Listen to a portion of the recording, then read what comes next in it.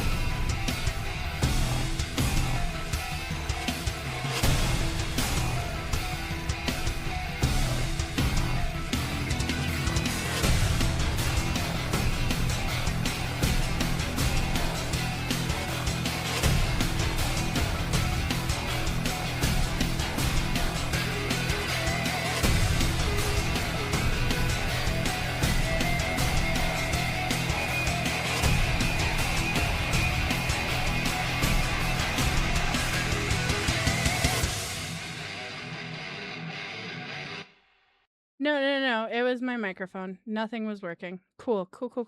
Yeah, thank you, Ricky. Yeah. I was like, why? Why for no audio? Cool. I need to make sure that I have everything fixed. Right meow. Okay, cool. Hi, everyone. It's your girl, Tactical Pinup. Welcome to St. Ardent by Night. I'm really glad to have you all here. We are on episode 11. Crazy. So to recap, last week on episode 10, we got a new coterie member, at least for the time being. Who knows? Who knows? But Nicholas joined our Hakata.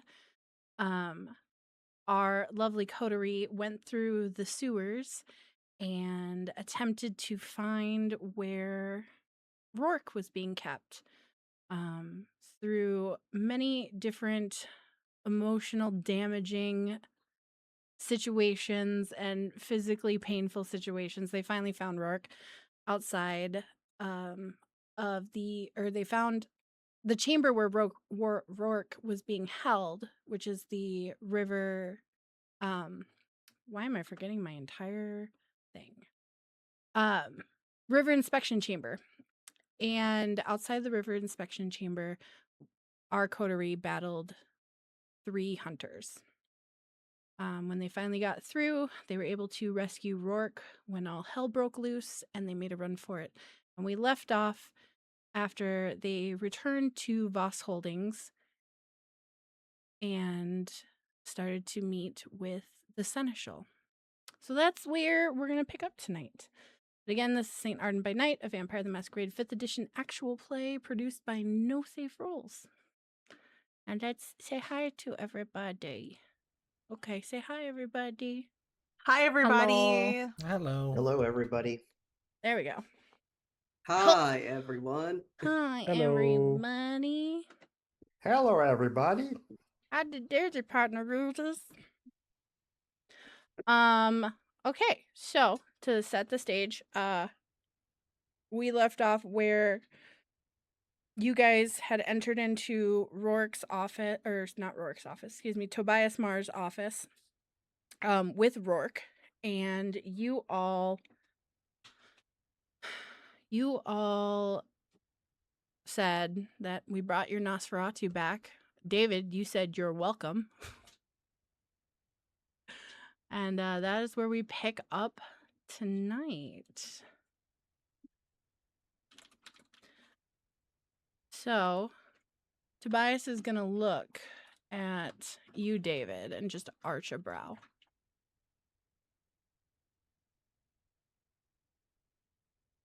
That's awfully bold of you. Well, never let it be said that if we're sent to do something, it doesn't get done. Right. But to have such an attitude as that I owe you thanks when you're simply doing what needs to be done to preserve your survival.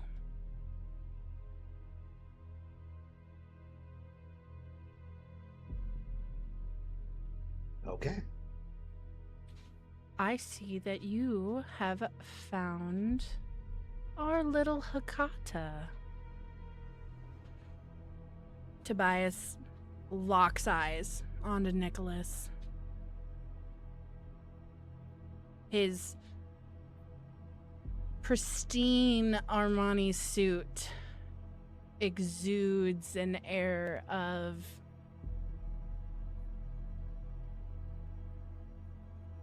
entitlement, prestige.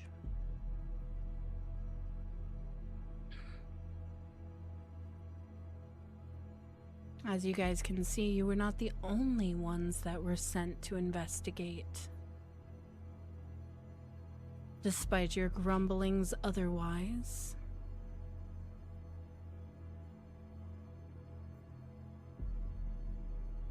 But a glass. It's good you guys met. I mean, technically, we met the screams of a bunch of humans dying, but... Effective, isn't he? Quite. Thank you, Mr. Mars. He just looks at you, Nicholas.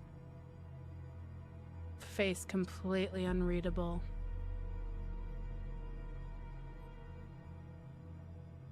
So, tell me of your adventure.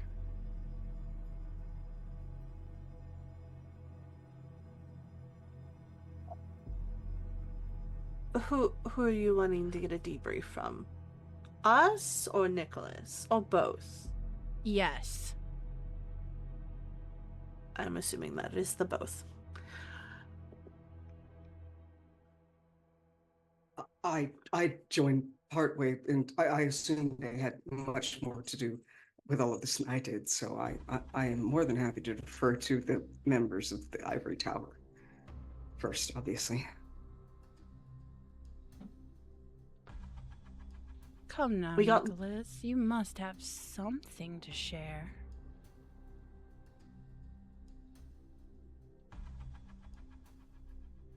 I will obviously add in as sir. Very well. Turns his attention to Mistress Lux as she's kind of become the speaker for this coterie. And she hates it. And she hates it. She hates it. Everybody hates that Lux is the speaker for the coterie. Yes. The people we're speaking to, the people she's speaking for, none of us are happy about this situation. And yet nobody will speak up. No, we would hate it worse if it was any of the rest of us either. I mean, imagine it being any of the rest of us. I mean, I don't know. I think Ernie would be a pretty goddamn good spokesman. Ernie will throw himself out the window of this tall You know building. what? All I'm saying is that I nominate Frying Pan to be the spokesperson from now on. And Here, talk to my cat, and we'll just leave. Yeah, because that'll go over real well. Talk to the most sensible member of the coterie. The cat. Hands the cat over and we leave. Have fun. Goodbye. Went into the sewers, got lost for a bit. Ran into a wraith, almost died, but sort of talked our way out of it, weirdly enough. I don't even know. How do you... I don't even know. Was this with our lovely little Hakata? No. Or... I don't believe you talked your way out of it with a wraith. She did. It was amazing. Okay, I definitely do not believe it now. Respectfully, the veil down there was fairly thin. They can manifest without being called upon, so it is entirely possible that they were able to speak with and negotiate with one. I mean, it didn't really talk. It kind of just screamed and groaned and looked at me weirdly, but That's then we heard a bunch of screams whenever we left. Ran into Nicholas. Um, uh, got further lost in the sewers. Ended up going the right way through the process of elimination.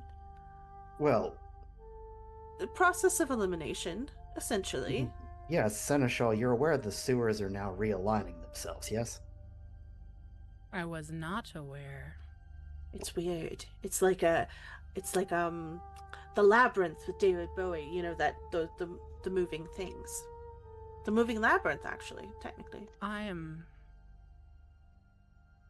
not sure the reference you make, but all right, I'll let it slide. Either way, It's like the entire sewers are a very large slide puzzle that someone is rearranging constantly. there we go. Great. Should we mention the hunters? Well, I was going to get Yes. to that. I can actually offer some in the way of that. There is a distinct, or was a distinct hunter presence below ground. Those are actually the individuals that I encountered that unfortunately had to be dealt with in a more lasting fashion. Oh, speaking of which, we took one of their daggers again. Less true faith items on the streets, the better. They can make more. But if we kill more things with true faith, Plus, this one came from a schmuck a big schmuck. named Robin, I think. Yes, his name is Robin. Who the fuck- was. Who names their child Robin? What the... Exactly right. All right. Gen Okay. Xers, actually, technically. But nonetheless, killed those hunters, killed more hunters. Went to go get lovely, darling, precious Primogen right here. And was chased out of the sewers forthwith by whatever is haunting them, and probably the city. More like the floor dropped out from underneath us. Hey, But look, I Shamir ran. speaks. I think this is the first time in a debrief he's even desired to speak up. Nelly stands there awkwardly, and unknowingly he's holding where the wound would have been for the Wraith Claw, just really quickly. Tobias will absolutely track that. Are you all right? As they said, we just had a deal with the Wraith, but the hum, it intensified around Rorik, and literally the floor dropped beneath us as we were trying to get the hell out of there. And I don't know if he's going to be okay, as I point to the Primogen. He wanted us to leave him there, too. He was almost ready to sacrifice himself. Whatever he knows, you need it now. He's still alive. You're not gonna tell him the fact that you tried to fight the Wraith by yourself? Oh, please do tell of this adventure. You That's left why we had to- left that little part out. You said you talked the Wraith down. That This was doesn't before sound- it tried to maim and probably kill Anili. That wouldn't have been that big of a loss. All right. I digress. You left that out. And he looks directly at you, Mistress Lux, and goes, "Don't ever lie to me again. What? I wasn't lying. Omission of facts is a lie. You will get nowhere with me. Do I make myself clear?" Yes, sir. So, Anili, tell me about this fighting a wraith.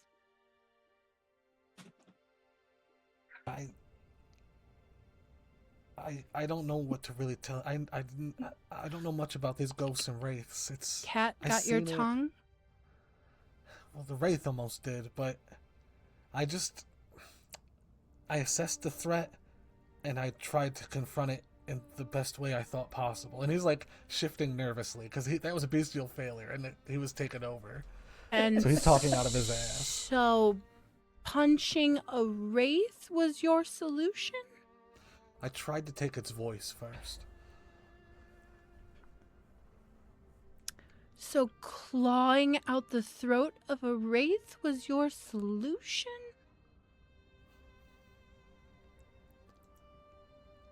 It was a very interesting wraith. This is why I left this out. I didn't want to make him sound like a bigger idiot than he is.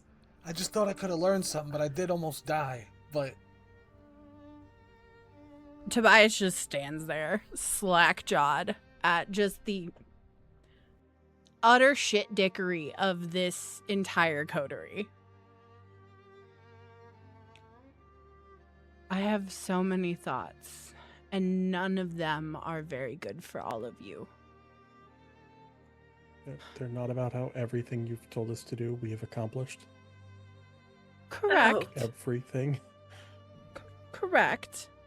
It's a very interesting day when a caitiff and a Hakata have more sense than the rest of you. Maybe you should listen to them.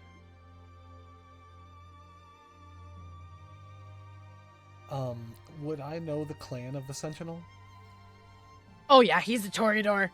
Oh, Toreador? Oh, he's a Toreador. He is very much a Corridor bitch. he is a very flamboyant Sparkly bitch. Yeah, he's a very sparkly bitch. I mean, literally, like, secretly, probably he loved Twilight because he wished he could sparkle.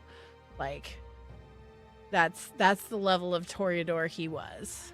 And He yet rolls around does in body not, glitter on his days off. Oh yeah, And oh yet yeah, doesn't oh know yeah. about David Bowie in the Labyrinth. Okay, yeah, sure.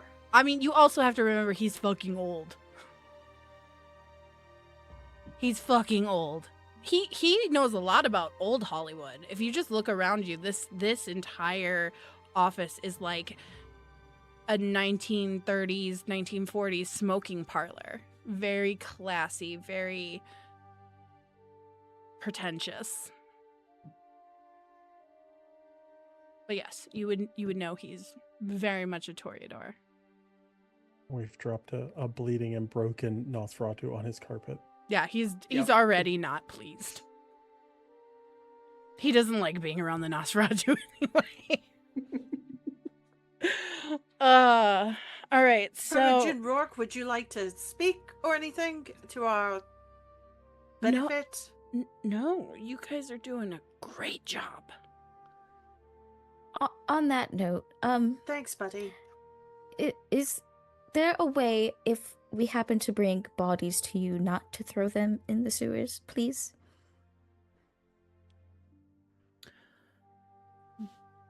That wasn't to him. We took a body.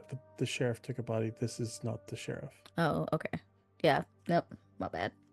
We can. But still, if we can relay that to the sheriff, maybe not to throw the disposables into the sewer. I highly doubt the sheriff's threw it into the sewer.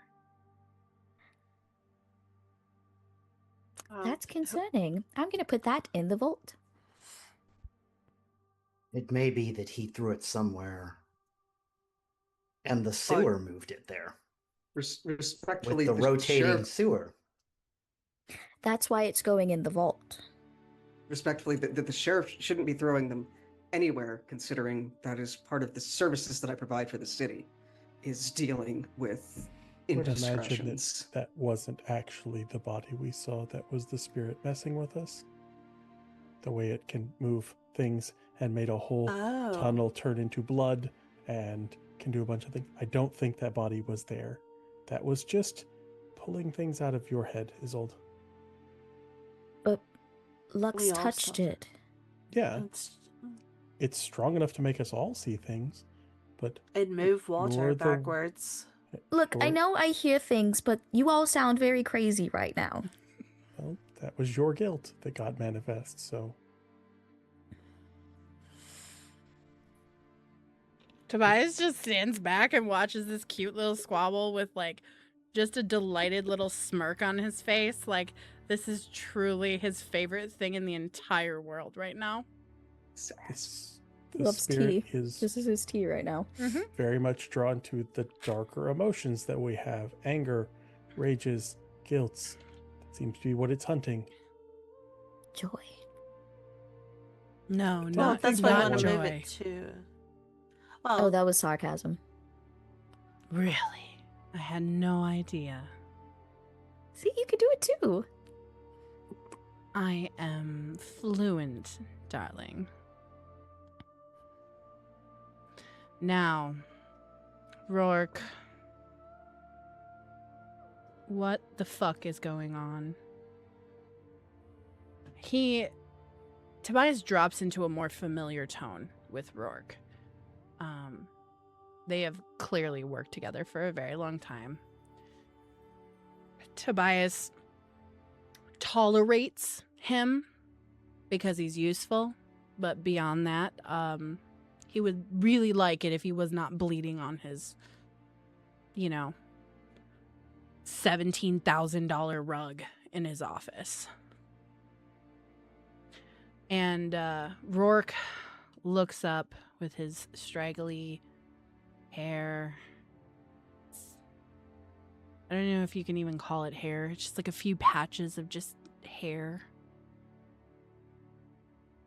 Like some Crypt Keeper-esque shit. He looks up at the coterie, kind of taking it in and assessing for the first time. And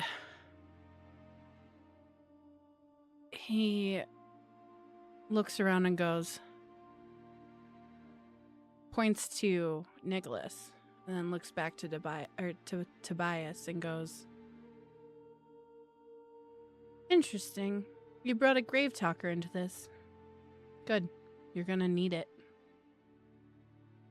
Tobias just looks at him and goes, "Enlighten me."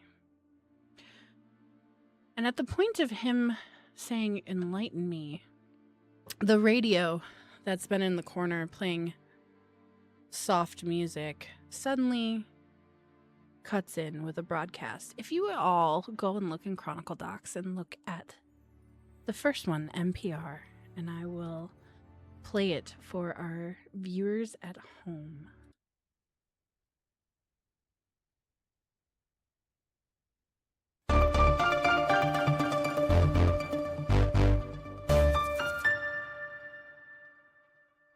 This is NPR. I'm Elena Cruz. Residents in St. Ardent are reporting a series of unusual tremors over the past several weeks, with multiple incidents occurring late at night and in the early morning hours. According to local officials, the activity does not match typical seismic patterns for the region. Our local partners in the region have this to say. We're standing just outside the Lower River District, where residents say they felt what they describe as a rolling vibration beneath their feet around 3 a.m. last night. One resident told us it didn't feel like an earthquake at all, but more like something moving underground. City engineers have begun preliminary inspections of sewer and stormwater infrastructure, though no official cause has been identified. In a statement released earlier today, the city confirmed that several inspection sites have been temporarily closed due to safety concerns. One local resident had this to say. I've lived here 30 years, and I've never felt anything like it. It's not just shaking. It's like it lingers, like it's still there after. Most of the reported activity has occurred between midnight and 4 in the morning. Officials emphasize there is no immediate danger, but residents are encouraged to report any continued disturbances. This has been Elena Cruz with NPR.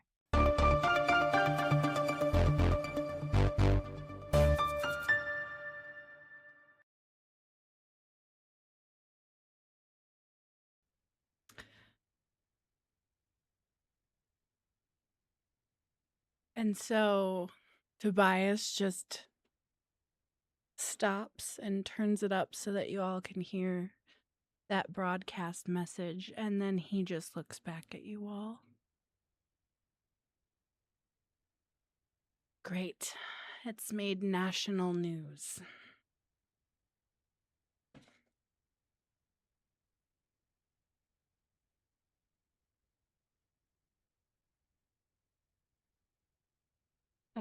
Okay. Well, let's. I mean, if we could get more help. I have literally given you all of the resources I have. I don't know what else you want.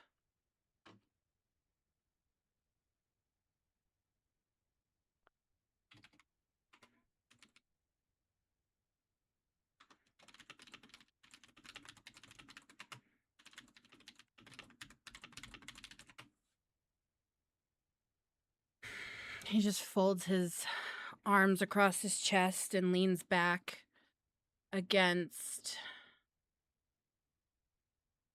the shelf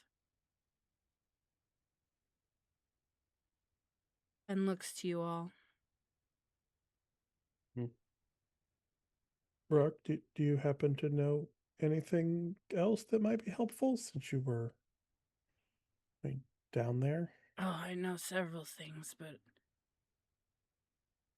And he reaches into... Like, his shirt is torn into a V, and he reaches inside of the shirt and pulls out, like, a stack of very, like, dirty, disgusting papers and whatnot. And he places it on Tobias's desk, and he's like, "You're gonna want to take a look at that." And Tobias nods. He's like, "Okay. All right. That sounds... I'll go through this, and if I find anything that will be... that I need more information on or helpful, I'll get this coterie to help me out." Right. For On now... that, Yes? I don't know if anyone else heard it, but while the old woman was speaking, actually, Nicholas, you might have heard it as well, I but did. the hum was Yes. prevalent. I thought my ears were playing tricks on me. Oh, good. It's got things hidden in it. It seems like while the spirit is working against us, the hum is working with us, trying to warn us for certain things. Interesting. And, I ain't no expert on this stuff, but if the mortals are looking into it, if they felt that hum beneath them and are thinking of it as a tremor, I don't know if they meant it too differently, because I'm sure maybe some of us has had experiences where we feel it under us or whatever. But Oh, you mean like in the sewers? well, Yeah, remember in the sewers, it moves. it was moving It around moves, us, yeah. yes. Is it getting more free because the wards are breaking? I think so. I also don't necessarily know if the hum is exactly on our side. All things considered, it terrifies my wraiths. They do not like it at all. It's more like it's a byproduct, I would say, from what you guys have described.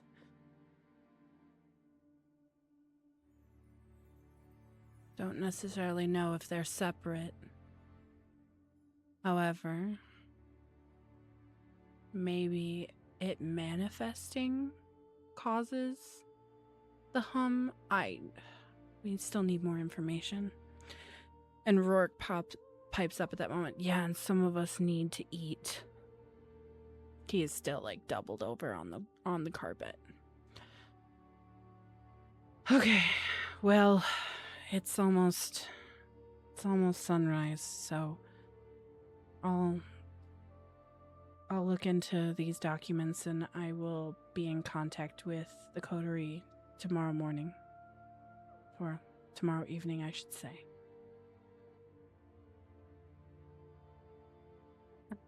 I assume that my work is completed then, Seneschal, or? Oh, no, no, no, no, no, no, no.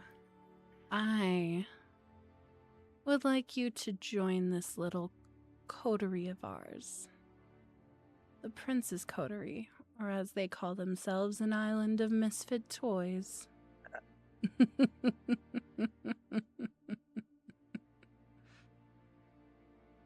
Respectfully, I'm one of the Hikata.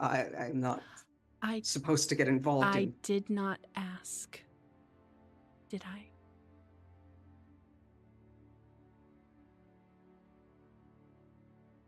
Welcome to the island, I guess.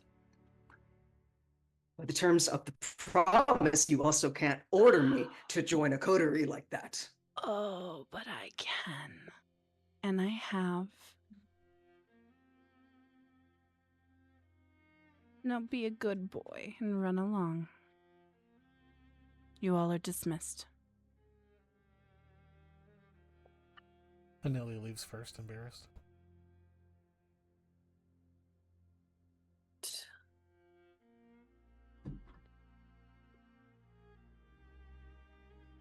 It looks like he wants to say so much more, but he will just turn on his heel and just leave. Primogen Rourke, is there a chance I can speak to you quickly? If you make it fast. Is there... Well, Isolde has explained that the hum gives words whenever it's in use. If it's being picked up by radio frequencies, like the broadcast that we heard, maybe there's a way to translate that part that was... Maybe have it been broken down if it's different words. Maybe it's a warning for the humans. Interesting. And a different one for us. Well, it wasn't the first time that we were able to hear the hum through radio frequencies. If I remember correctly, one of the recordings we heard at the very beginning while we were looking for Mr. Brady, you were able to hear the hum during his recording at the docks. But that was just a hum. I've only recently heard actual words in it, and I don't think I heard any words in this one. What did you hear? I don't speak Latin, but it's something of, I believe, look where the dead walk or lay.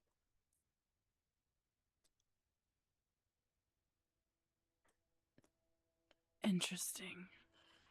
I'll get the boys to look into it. I believe you all are familiar with Grin and Spark. Yeah, the Slackjaw boys. Oh, they speak so kindly and highly of you. Oh, I'm sure. It's very hard when one's job keeps becoming unhinged and the other one leaves his flakes everywhere.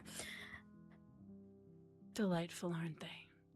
Yeah. Well, we won't keep you hungry forever. And I'm getting sleepy, so we should head back. Sure. Right. You all have my... Well, no, you don't have my number. I'll make sure Grin and Spark get you my new number. Perfect. I also believe we gave them a map, a copy of the map that we made of some of the back sewers that the hunters were using. Interesting. So, honestly, I don't think any map is going to help us at this point, with them sliding all over the place. Well, this map is in underneath St. George, so according to the hunter we talked to, those sewers don't move for them. Interesting. All right. I really need to go. Yes, sorry. And he, pulls himself together and, half limps to a staircase. Are you guys all heading out of the office and off to your respective havens for the evening? 150%. Nicholas just like Yep. dipped. He's so mad. So angry. Angry. This is why you don't make deals with Kindred. 100%. Higher up Kindred, especially. Kindred, especially. Especially the Toreador. Oh, 100%. 100%. It is the fun of being a Hecata and being tolerated in the city and having to, pay the rent, so to speak. Correct. All right. So you guys all make your way to your individual havens. David and Anili. You two. Everyone else, you go back to your havens. Everything is as it should be. David and Anili. Each of you walk into your respective havens. David, your college campus office. Anili, your apartment in the dorm halls. And both of your places are ransacked. Do you each want to give me a wits investigation?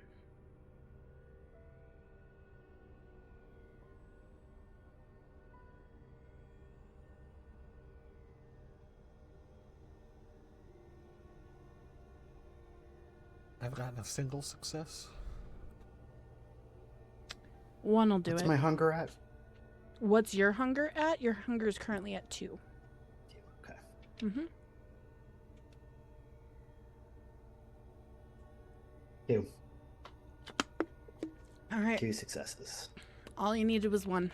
Anili, what is the one thing in your haven that would be very, very, very, very bad if it got taken? Just because we've been running around, I haven't had it with me, but I have a knapsack, basically like I don't know what to call it, a man purse, a satchel, like a leather one that I keep with various blood samples in it that I've collected. Yep, and it's gone. It seems like everything else has been gone through, but notably, that is completely gone.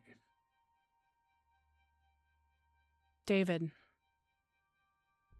what do you have in your office that would be detrimental if it went missing? Oh, what wouldn't be, really?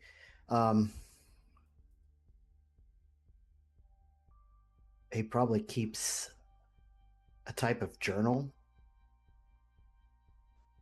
that he's using largely to maintain his humanity.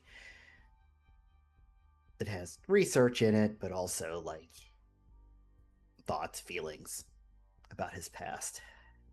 That is missing, as well as any of the books and documentation that you had on St. Ardent, any of the folklore, any of the research with the Native American communities, all of it gone. I'm going to start with Anili. How do you react in this moment? So Anili didn't think he could do it anymore, but he's actually like sweating blood a little, like just a few drops on his forehead. Is not trying to will it to do it. He's literally in panic mode. These vials are not just like his own personal collection. This is kind of a sentimental item that connects him to his sire. The only thing that he brought with him from Buffalo, and he is genuinely in panic. He is thinking like, oh shit, everything the Seneschal just said was right. Whoever has gone through my things is about to oust me, and they're gonna blood hunt my ass, because I got some weird blood in there. But he's searching the room in classic Tremere style. He is breaking down and he is researching every area he's already searched, like denying that it's missing, but flipping out. Let me ask you this. Does Nilly get any rest tonight? I don't think it's by choice. I think the daylight takes him, but it's during his. He can't stop looking for this satchel. Okay. David, how do you react in this moment? David has had a night of once again being insulted by completely incompetent leadership.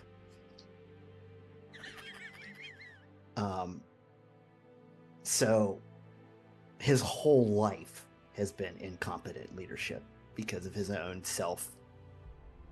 La Sombra leadership instincts that he thinks that he is very competent. Right. So he is largely angry, like to the point of he very much wants to feed right now. And feeding right now would probably end in a murder. But he's trying to control himself, and also probably will spend his evening plotting. Because he's going to need to kill some hunters. All right. So, is that restful sleep? No, it is not. Okay. All right.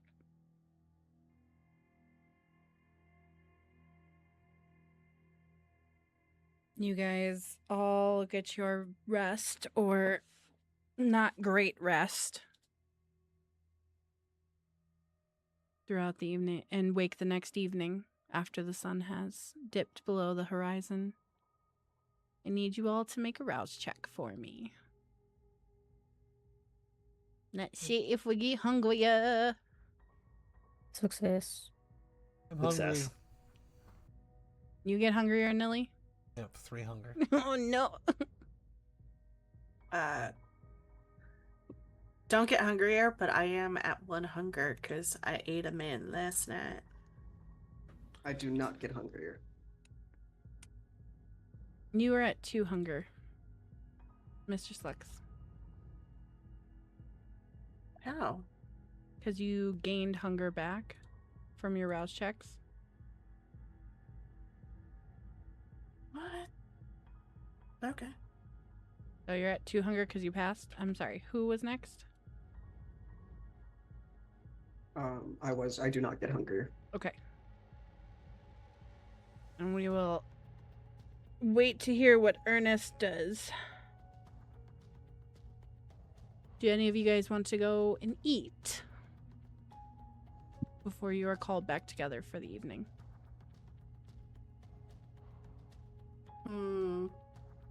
I would love to, but it's illegal right now. Well, where you're at, you can go other places in the city and eat. Ernest, I need a rouse check from you.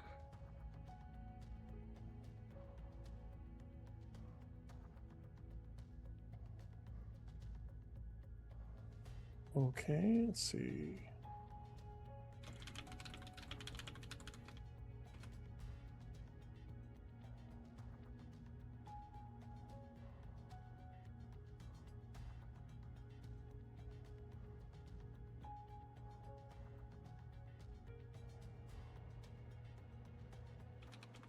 We did not get hungrier for rousing or for blush of life, so that's good. That is good. So everyone stands right now. Ernest, you have 2 hunger. Isolde, you have 1 hunger. Mr. Slux, you have 2 hunger. David, you have 2 hunger. Nicholas, you have 1 hunger. And Anili, you have 3 hunger. Any of you guys want to hunt before you go? Reminder, you will probably have to go away from your havens, because I think the majority of you are all living in areas that are under the feeding restriction currently. Unless I can utilize my herd, I would have to do that. But I would like to do it. I mean, you can utilize your herd. That is totally appropriate. All right, then So- I would just head down to the Cobra. To the Cobra Chicken. The Cobra Chicken. Now tell me, are you feeding on inebriated or uninebriated? I need to go for uninebriated. Why don't As much you... as I want to go for inebriated. It takes you some time, but you managed to find one of the designated drivers of a party, and that is within your coterie, your sycophants, and you managed to slate your hunger down to 1, I'm guessing? Yes, just down to 1. You're like, I don't want to kill the guy. Oh my goodness! Shelly! Thank you so much for gifting. Fucking Christ. What is happening? I think people want to do that watch party. It I sounds like to think me. people want to do the watch party. That's what it sounds like. That is Yep. definitely what it sounds like. Thank you for that. Thank Already you. trying to- level 4, Jesus. What is happening? It's me trying to bribe. I'm just kidding. I'm not trying to bribe. Please don't kill us. Don't kill us. Don't kill us. Don't kill us. Don't kill kill us. slip a note. Don't kill us, please. Thank you. 5 subs. Here's 5 subs. I don't want to die. What is happening? Chat is popping the fuck off. Thanks, Thank chat. you. Thank you, everybody in chat, for all those gifted subs. Hell yeah. That's insane. Y'all are amazing. That's 18 gifted subs. So that puts us at what, 40? Hold on. I gotta wait for the Twitch dashboard. Wait for it. Cthulhu, which is a very good name, by the way. It says Fair name. quit being entertaining.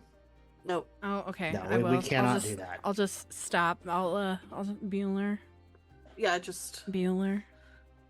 Be as monotone as possible. Bueller. Anyway. You guys are insane. Thank you so much for all of holy sh- we are currently at, I don't know because it takes a minute for Twitch to catch up. But I'll tell you. What is happening? Everything is That happening. is 24 subs so far on this hype train. We are at 37 subscribers total, so that Oh. puts us off 13 off of having our little watch party. You guys are nuts. Lucky 13. You guys are crazy. Crazy. Thank you so much. Jeez. We at No Safe Roles very much appreciate you guys. It's because of your guys' support that we're able to do shows and do the things that we want to do, and hopefully do live events at some point and other really cool kick-ass things. So from the bottom of our hearts, thank you, because we are just a bunch of dorks sitting around in a Zoom call playing a game, and it's because of you guys that we get to do what we get to do. So without you, none of this is possible. So thank you so much from everyone. drop your frying pans in the chat. Absolutely. Frying pan! I think frying pan's becoming our Our channel mascot. Our channel mascot. For Lux, I think she's going to first text and be like, to the local dungeon. I'm sure there's a local dungeon. There's, you know what? There's tons of rich and like religious people. There's definitely a dungeon in this city. Oh, 100%. 100%. Is going to message the owner of the local dungeon, says, I need a new place to meet clients for the time being. May I walk through tonight? This is how she's gonna go eat. I mean, yeah.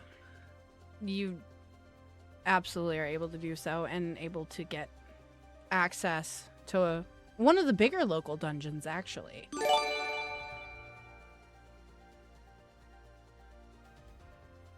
When the mistress sends out that text, another one pops up on her phone from a Nelly.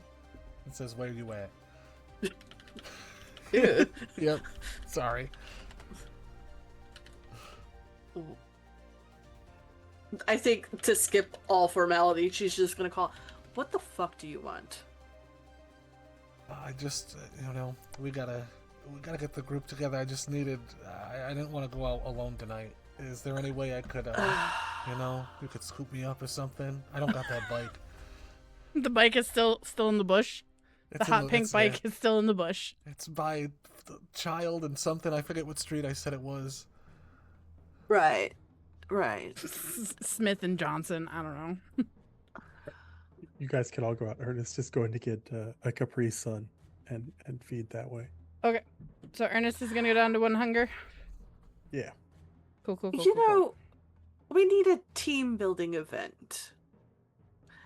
I'm going to send everyone an address. Hangs up, sends the address to the dungeon. We're all meeting there. We're having a meeting in a loud place. A loud, dark place. Where nobody's gonna bother us. So we can figure shit out. Is this kind of like a nightclub? Yes, sort of. At least it's not the Cobra Chicken. That's all I care. True. about. That Address thing- appears on his little Nokia phone. Goes, fuck that. Get there. Goes back to his NPR and blood bag. Sends a follow-up text.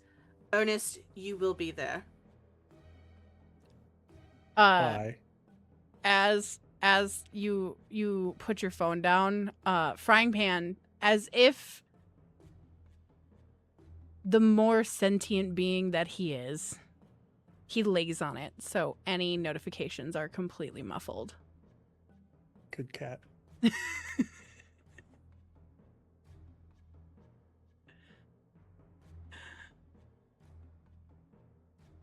Do you also get Nicholas's information? Because I don't think you exchanged your brick-ass Nokia didn't. phone numbers.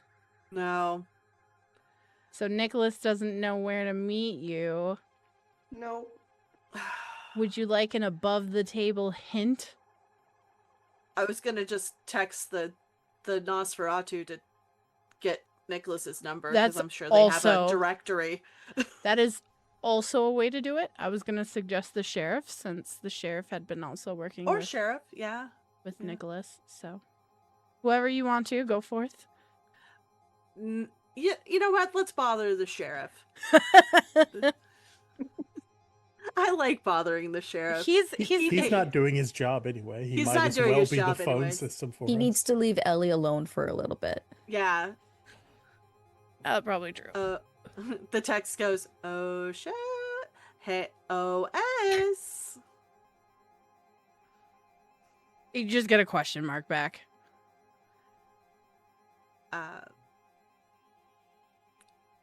Which boy number, please? The witch boy.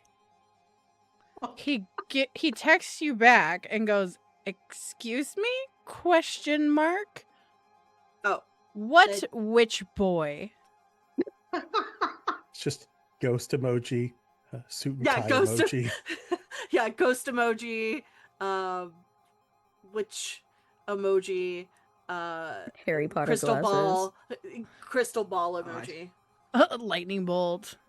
No, Please, no lightning bolt. Just crystal ball. Right. Like. Also, just for everyone's sake, I don't give a shit because this Fuck is turfs. Yeah. Fuck turfs. Fuck J.K. Rowling. She's a cunt. I don't care. Ta-da. Anyway, it takes a minute, but the sheriff finally does reply to you, and goes, "Oh, an F question mark?" Yes. Great. You get a number.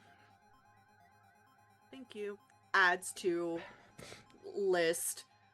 You Hello? after you reply thank you, you also get a don't bother me. ... And that's You love it. Bye. you get the middle finger. That's it. Sends a middle finger back. Adds Nicholas to group chat. Hello, Nicholas. Welcome to hell.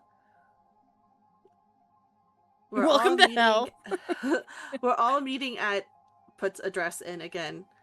Please come. It's group building.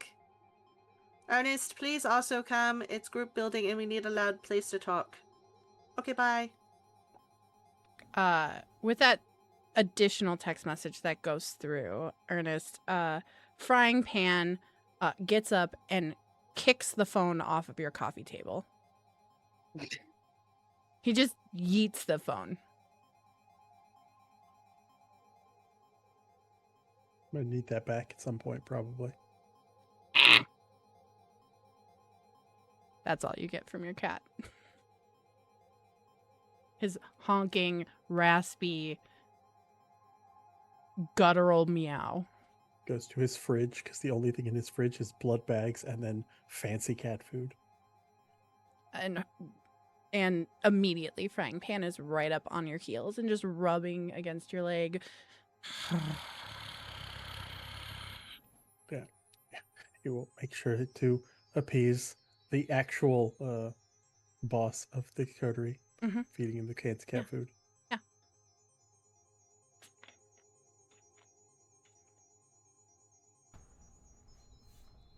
Ernest's phone goes off once more while he's doing it. It's Anili, you know, hey, you going to the party? I need a ride. But I'm sure he's ignoring it, so Anili starts walking. Oh my god.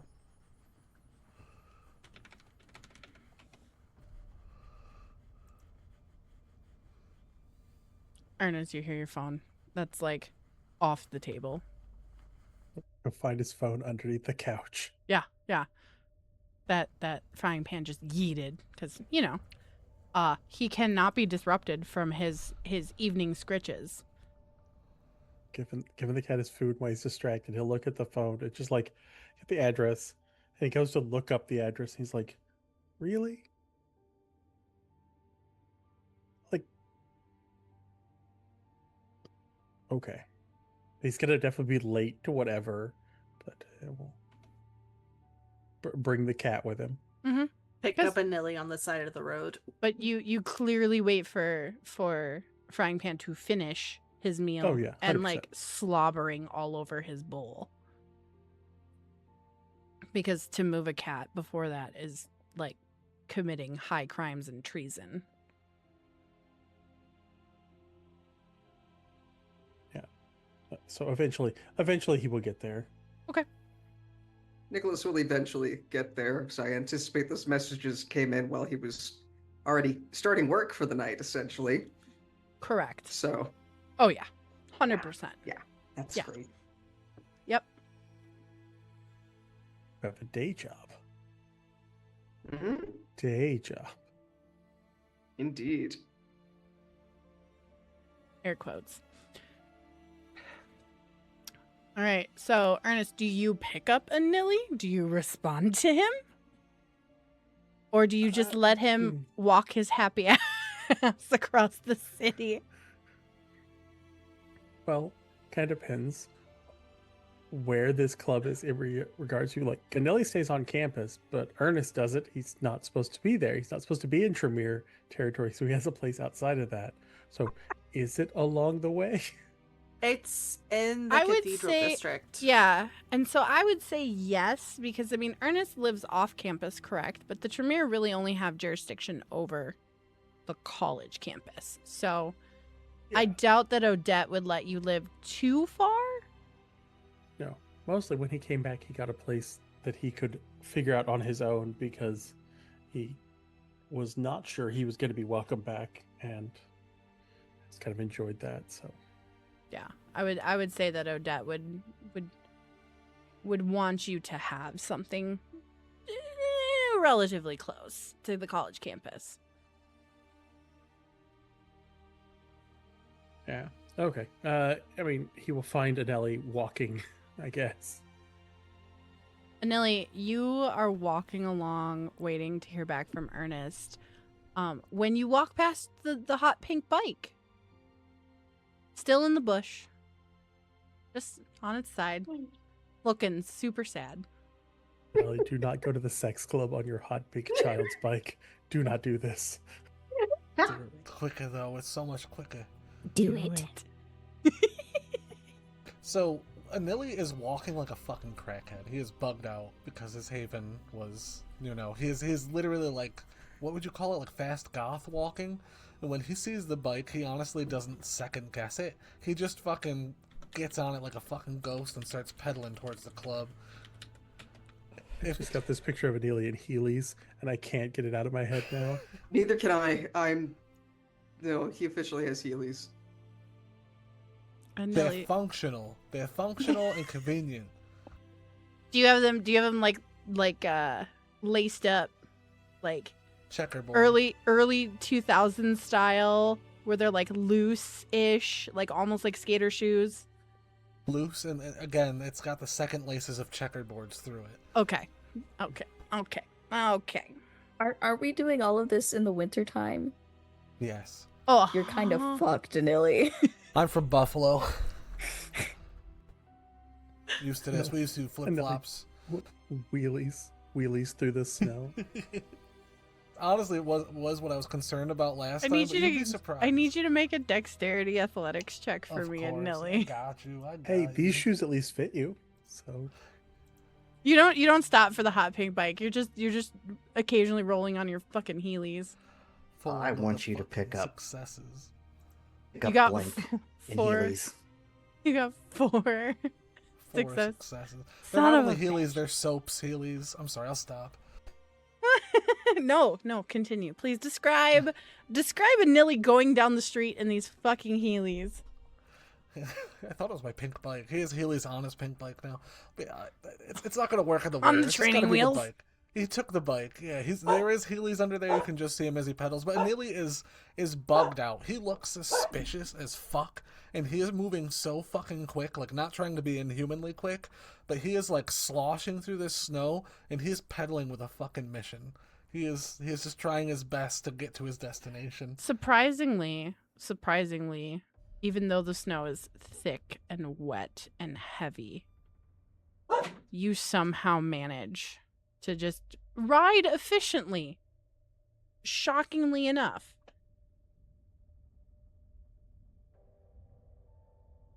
So Ernest, as you're driving, you spot Anili on this hot pink bike with like wicker basket with a powder pink faded bow on the front and a little like thumb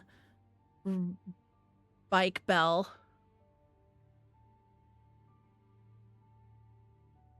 It's okay if you don't pick me up. I understand. And Ellie will pull, or Ernest will pull up beside it. Ellie was like, "What are you doing?" NPR's blasting in the car, and there's Frying Pan just looking content as shit on Ernest's shoulders. And then he whips his head like scared, like what the fuck? He's like, "Oh, I was on my way to the I texted you. I thought maybe you were already there or something." And like without questioning it, Anili ditches the bike in another bush on another street and just like walks quickly over to the passenger side. No throwing it down and jumping off like last time. No, we're not ghost riding it. Okay. We're gonna try to set it to the side. We're just jumping off it and we're moving with purpose. Throw this bike into another bush. Yep. We'll Make note of the cross streets. Hey, what street are we on? This is Oakwood. Oakwood and 4th. Oakwood and 4th.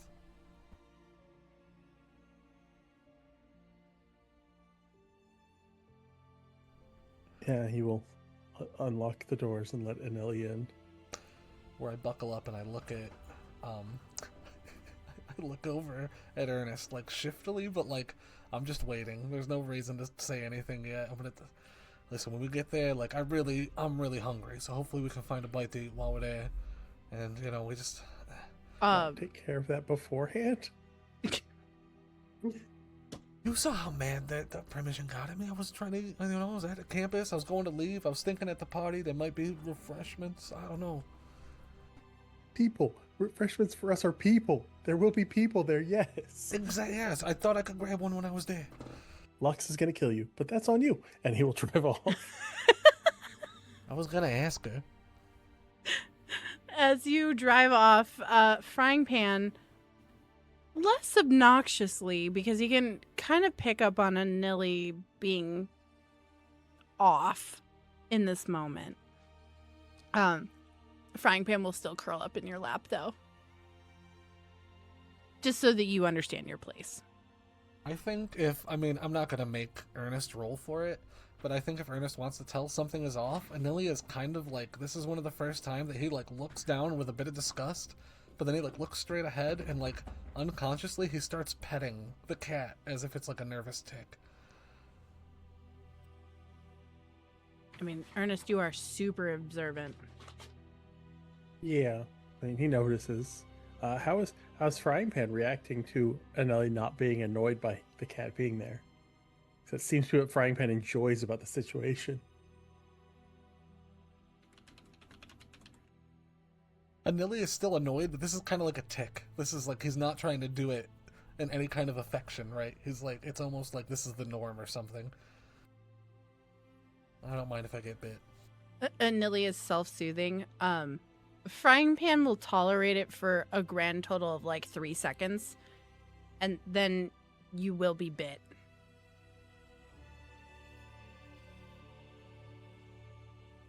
Thing ain't gonna turn into like a revenant, is it?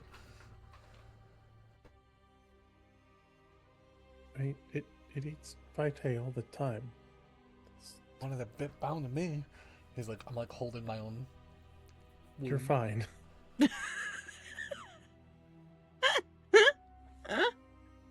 Oh my god, baby Tremere just does not understand, does baby Tremere? No. We don't know shit. We don't know why it was bad to attack the Wraith.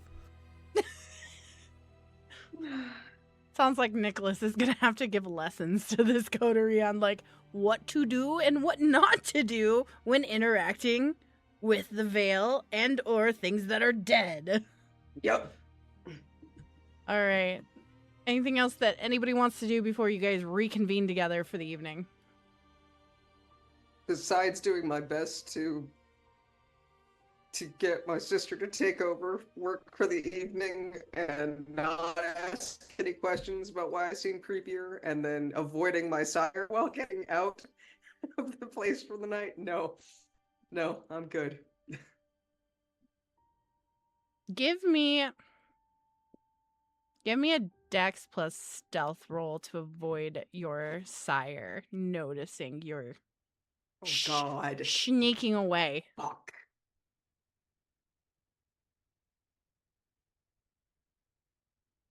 It's gonna be great. I'm sure it's gonna be fantastic. This is a terrible roll for me, everybody. I'm sure it's gonna be fine.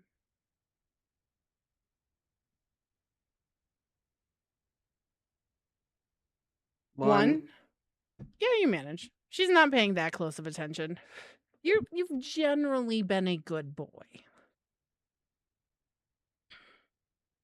So Fair. she keeps an eye on you, but if you've gone out and are gone for a couple of hours, she's not gonna super worry. She just assumes that you're like making friends in the graveyard or something. It's like a child in the That's 90s fair. going out to play. Like she's aware you're That's out fair. there. Okay. So yeah, you managed to convince your sister to take over duties for the evening. Luckily there haven't been a ton of deaths. So, Yeah. I mean, most of that has died down since you were really slammed after the earthquake. Things were a little bit sketchy there for a while. But this week has been relatively calm. You're unwilling to say the Q word because you know shit will hit the fan if you do. Yeah, no, I can't say the Q word. It's bad. It's bad We, luck. in fact, both Nicholas and Mariah know that you never say the Q word, period, in their their business. So Right. Absolutely. Nicholas's business is like retail, but with less dead people.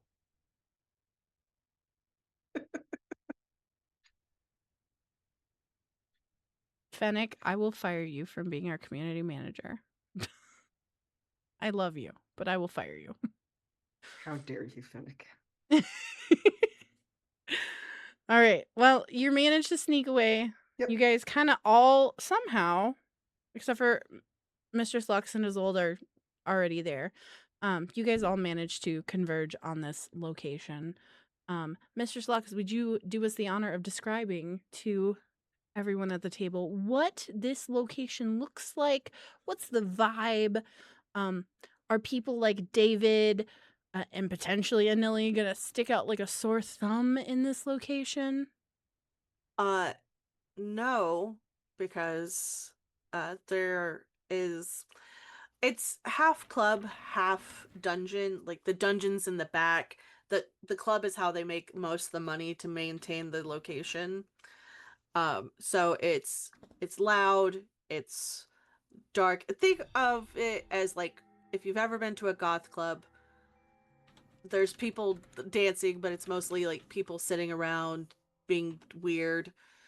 And then you see a beaded curtain in the back, and it says 21 and up above it in neon, and somebody at the door checking IDs and everything like that It's for the flickering.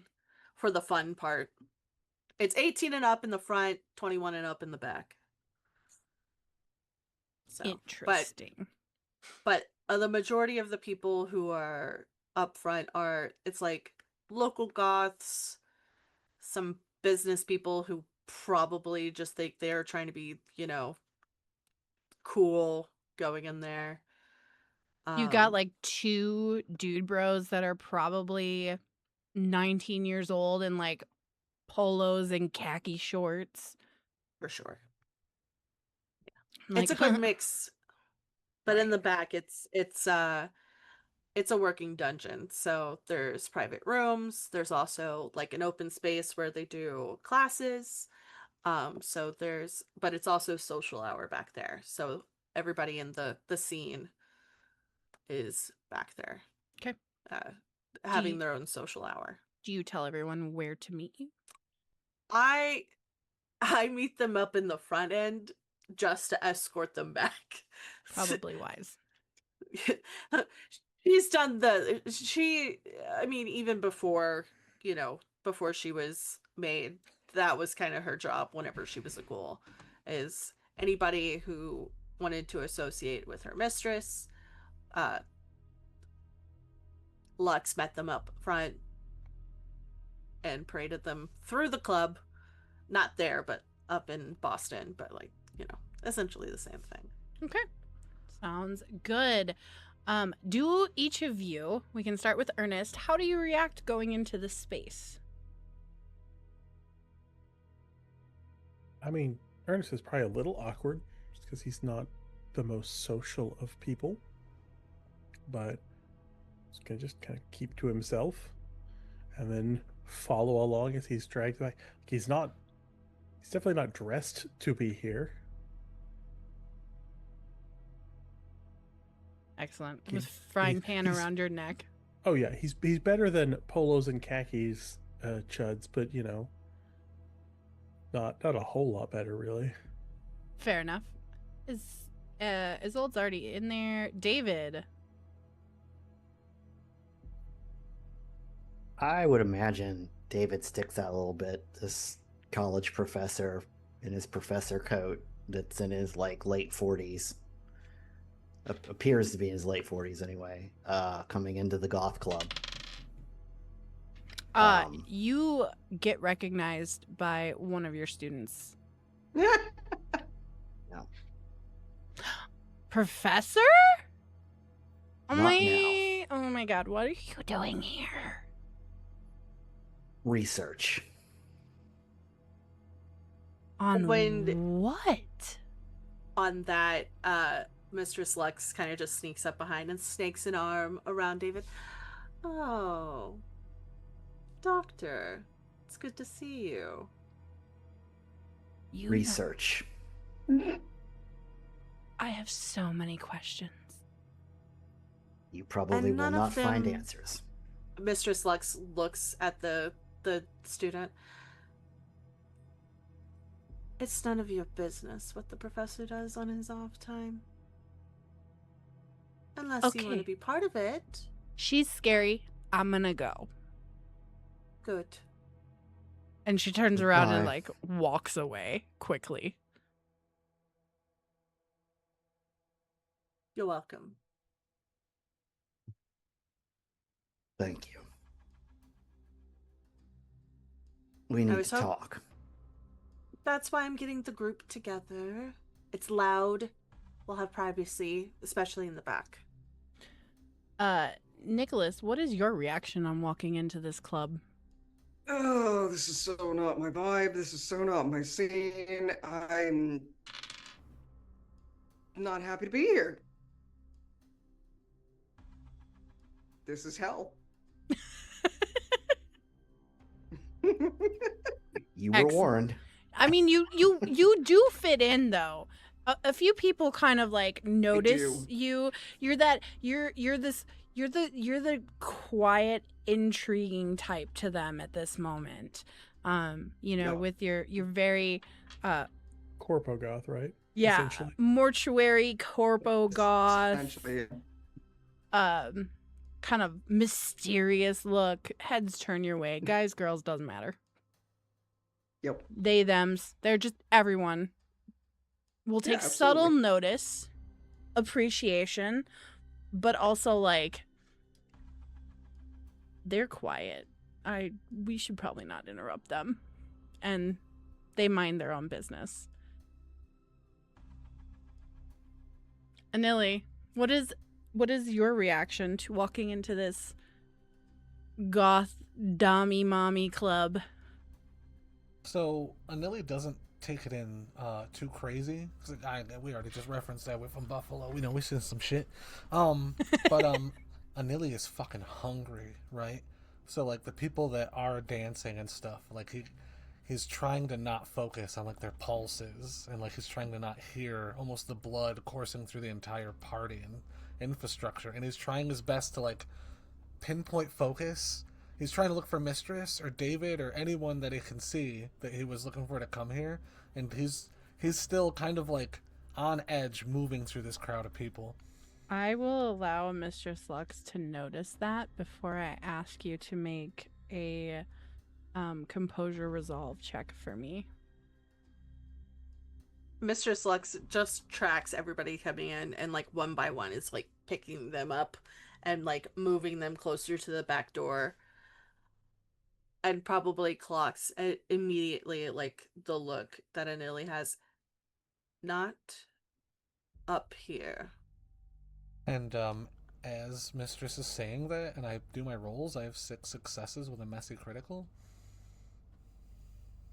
You bitch. I'm not gonna be that mean. You manage to damper down on your hunger. But the thoughts of your missing blood vials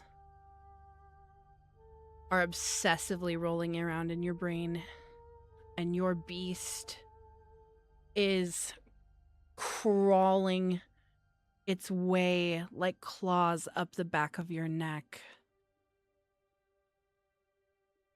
And you feel this internal struggle of, I cannot right now, but also your beast going, they have taken everything from you. You deserve just one sip. Just one. I'm thinking, has Mistress like approached me at this Oh yeah, point? she's got her Yes, hand on yeah. you. With her She's hand like- on me? Yeah. She probably sees him zoning out and like, not back here. And I look to you like, I need a drink. Not back here. And Okay. he just like steals himself. let's- Yeah, he tries to let's- just stay. Let's go back where there's private rooms. Do you for that keep sort your of do you thing. keep a hand on him? Oh, for sure. For sure. Fair enough. If he's already been reprimanded by a Primogen for doing dumb shit, she's like, not in my neck of the woods, bitch. You're No. not gonna embarrass me. Exactly. You're not fucking this up for me. I got business to work. All right. Ernest wandered off and then came back with the biggest, most obnoxious, like, tropical drink with, like, umbrellas in it. It's just like one. How did you get a pina colada? Are you sure it's a asked the pina nice- colada or not a frozen daiquiri? I asked the nice guy at the bar. All right, everyone, and let's go. Nicholas, thank you for joining us. Sorry for course. adding you into a group chat. And it's just really the weirdest group of people going into the back of a to the dungeon part of a goth club. Just like, yep, all right. That's Everyone weird. have IDs out. You hear from the crowd. That's a really weird polycule, but modern. I respect it. Does Mistress Lux hear this? I will burn this shit Oh. to the ground. 100% Mistress Luck.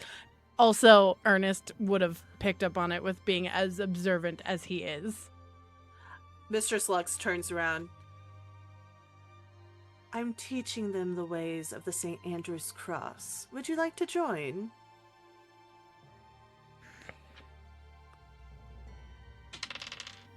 I would. I've always wanted to.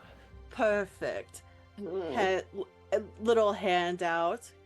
It's one of the polo guys who says this. It's like he researched jargon and just threw words together without truly understanding. But he doesn't want to be the not cool guy. Would your friend like to join as well? Billy, get your ass over here. We're gonna have a fucking orgy. Oh my god, every Oh, time. darling. Every time. You're going to be the example. I'm teaching. Wait, I'm get over here. She's hot. I mean, yeah, like in an older lady kind of way, but she's so hot. Get over here. I'm 25, fucker. I'm 18, fucker. Ooh. Oh, you're 18. These Sorry. men are going to die. Ernest see just hits that them both sign with up there? forget. Yeah. Ernest just like forget. Cloud memory on both of them. Get the fuck out of here. You see that sign up there? It says 21 and up. Sorry, darling. I don't do children. And just pushes them back. They look kind of sad, but with that forget, they kind of glaze over for a second and kind of don't realize. And you guys just move away as they're still kind of coming back to an understanding of their surroundings.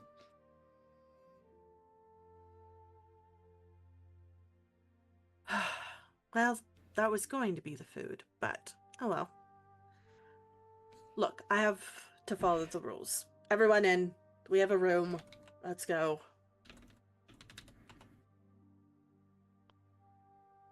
Okay, you guys all head in to the room.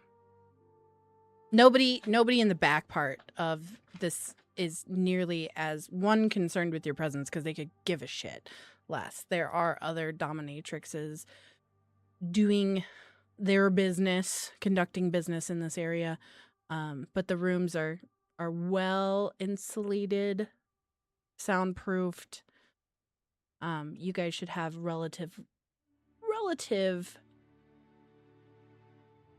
privacy.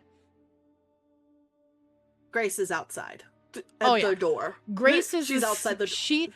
Grace looks delicious in her fully leather cat suit and High pony. high probably, just- pony, blonde hair tied back to her scalp. The leather and, or is it latex? It's hard to Latex, tell. probably. Well, it's probably latex. But in this light, it's not as shiny as you would think it would be. So, but she is in a full cat suit with platform heels, like chunky wedge heels that corset lace up from the bottom of the heel all the way to the back of the knee with red, like blood red ribbon. And she looks before she looks fucking terrifying. I think right before she goes in, we need at least 2 to 3. Go find someone who's over. Find 3 people who are 21 and older, who look like they want to party. Of course. Thank you. She just nods and heads out into the club area to find 3 willing victims. Yeah. And Mistress Lux will go in, shut the door, lock it. All right. Nicholas. Yes. Here is our group. Sorry for getting you involved. We Is didn't the room actually... soundproof? Yeah. Of course it's I interrupt. soundproof. Yes, of course it's soundproof. It's a damn dungeon on this side of the wall. Right. Mistress Lux, you do know that the representative from the ministry actually owns this particular site, and Kindred have had meetings back here. Everything is state of the art, set up for privacy. So you don't have much concern. Trust me, it's fine. This is one of the first places that I was set up with for business before I got my own dungeon. That Good. doesn't exist anymore. We're being tracked. Oh? My office was broken into. Oh. Yours was? Mine, someone ransacked my room, too. Wait, And I you're wouldn't both... be... Go on. Sorry. But those are both on campus. Do we think that Tremere had anything to do with this? That would be an interesting hypothesis, yes. It's not so much that the office was broken into, it's what they took. Hmm. Suffice to say, Anili, they took some... Okay, go ahead. when Mistress Lux mentioned thinking it might be the Tremere, actually Anili and Ernest, both of you... Ernest, you highly doubted, but Anili, the way that things were moved in your room and you being a Tremere, you would know that one, they wouldn't be that careless. They were sending a message and wanted you to know that somebody had been there. So you wouldn't think it's... you would be almost certain it was not the Tremere. If the Tremere wanted something from me, they wouldn't have let me know that they took it. Because they took something very specific as well. And like I say that looking at David, like what I even had, I mean, the Tremere here wouldn't even be interested in it. It would be nothing to them. My thoughts are that from what they took is they wanted us to know that they knew who I was and that they know what we were working on. Interesting. I mean, They took a number of my research materials on our problem. I see. Okay. Ernest, your stuff wasn't broken into. You're the one with all the paperwork. No, my place was fine. Okay. Good. That's good. We do need to get... Did we give the dagger to the Seneschal to get rid of? Or do we need to give that to the Tremere Primogen? It's in my trunk still. Yeah. Okay, so we need to give that to your friend. Friend. Right.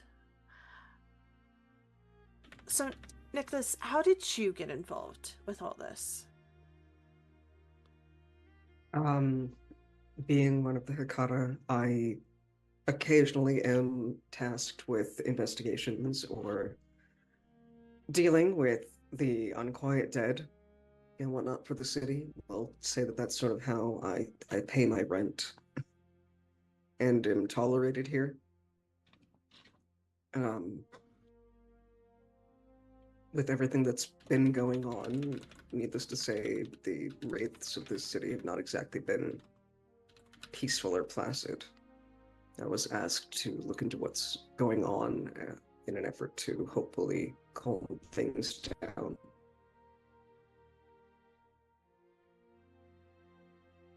Being outside of I don't think anyone thought that it would be in parallel with your investigation. I see. I mean, do we think there's a connection between the wraiths going all and, well, I don't know, extra spicy recently, and our lovely spirit who's haunting the Yes, absolutely. world? Wow. Absolutely, City. yes. I absolutely think that. I also, before I was asked to necessarily investigate these things, I knew something was wrong between the behavior of wraiths and between being able to hear the hum on the, we'll say, no, it's not exactly a mystery to anyone, on the grounds of Greenwood Cemetery. That's interesting. Because I thought some of our research brought up that nothing in that area or north of it the spirit messes with, because it was old native territory. So I've never heard it there before, and I don't have any. A fucking Google search will give you this information, so I don't really care about saying it. My family has been in charge of maintaining Greenwood and has been in charge of the adjoining funeral home for the last 3 generations of our family. So if it had ever been there previously, I assure you I would have heard it. With you saying that, Nicholas, you would also realize that it wasn't until probably the last week that you've actually heard the hum up there. Before that, it was silent. There was no notice of it until about the last week. It's only been in the last week that I've even been able to hear it there. Interesting. It's either moving more or it doesn't care where it goes now.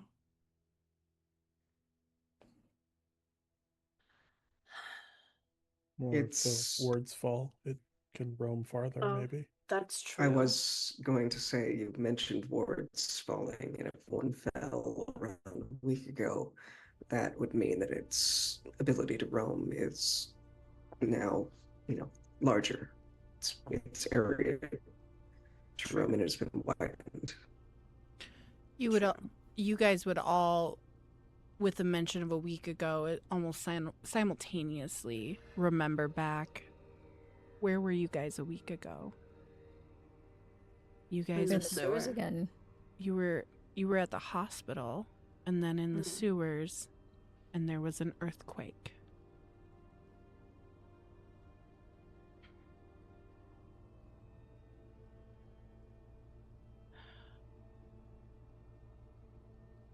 Who do we think? Do we think hunters broke into your places?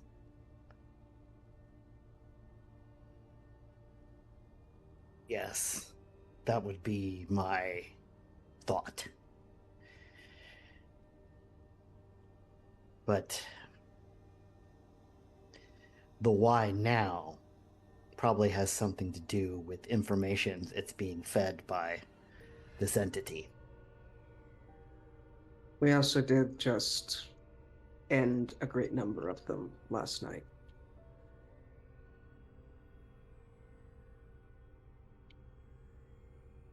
True. Okay. What did they take from you and Ellie? I mean, David had research outside of the stuff that we had.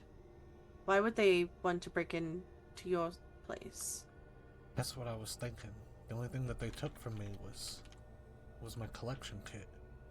It was one my sire had me put together. And I don't know if a hunter would know to take something so personal from me. Well, they know things. They're not dumb, especially if I remember correctly in the writings, at least the older writings of the hunter groups. They're well skilled and well researched in our ways. They're able to snuff us out quite well when they get a foothold in something.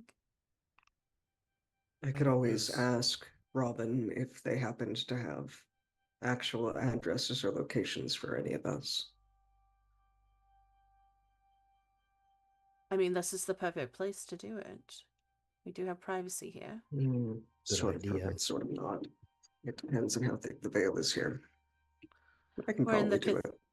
We're in the cathedral district, so churches galore. That doesn't actually mean that the veil is any lower, but that's neither here nor there.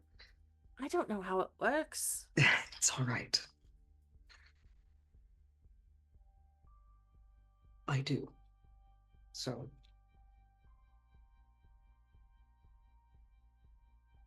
But continue talking and I'll see what I can do. I'm hoping Grace is going to be back soon with some refreshments in case anyone As is. though you summon her, you hear a on the door. Oh, thank everything. Door open. Mistress Lux just by the door. Hello. She gestures at 3 individuals, a male sub who you've seen around this club frequently. Bit of a sadomasochist, so fits the bill. Next is a older woman, not when I say older, I say more than like your typical club goers. She's probably early 30s. Like 80s goth style. They're trying to still stay young, essentially. And then the third is a lovely non-binary person who you haven't really seen around here, but definitely dresses the part. Definitely a sub.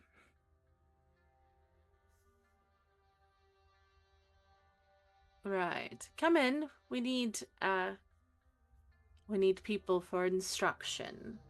This is my class. They come in compliantly. Excited, maybe, even a little bit.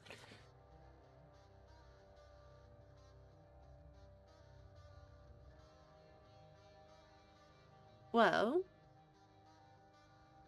she'll turn on awe.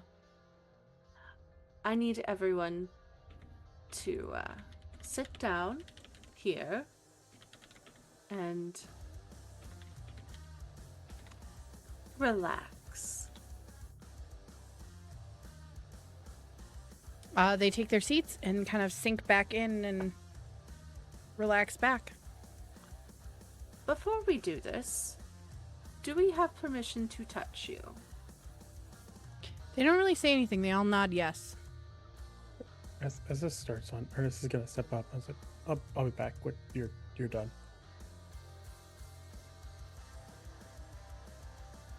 Ernest steps out. If anyone is hungry. I think only you and Anili are above 1 at this moment.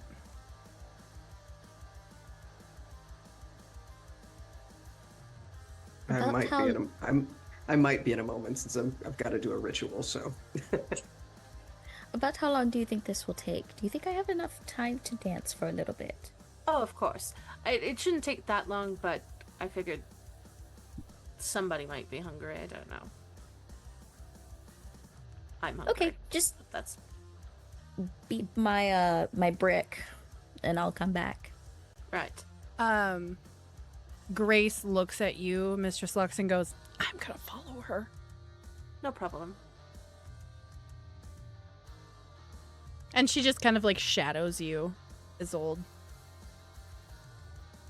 Man, She's I'm gotten lucky. used to you. I'm lucky.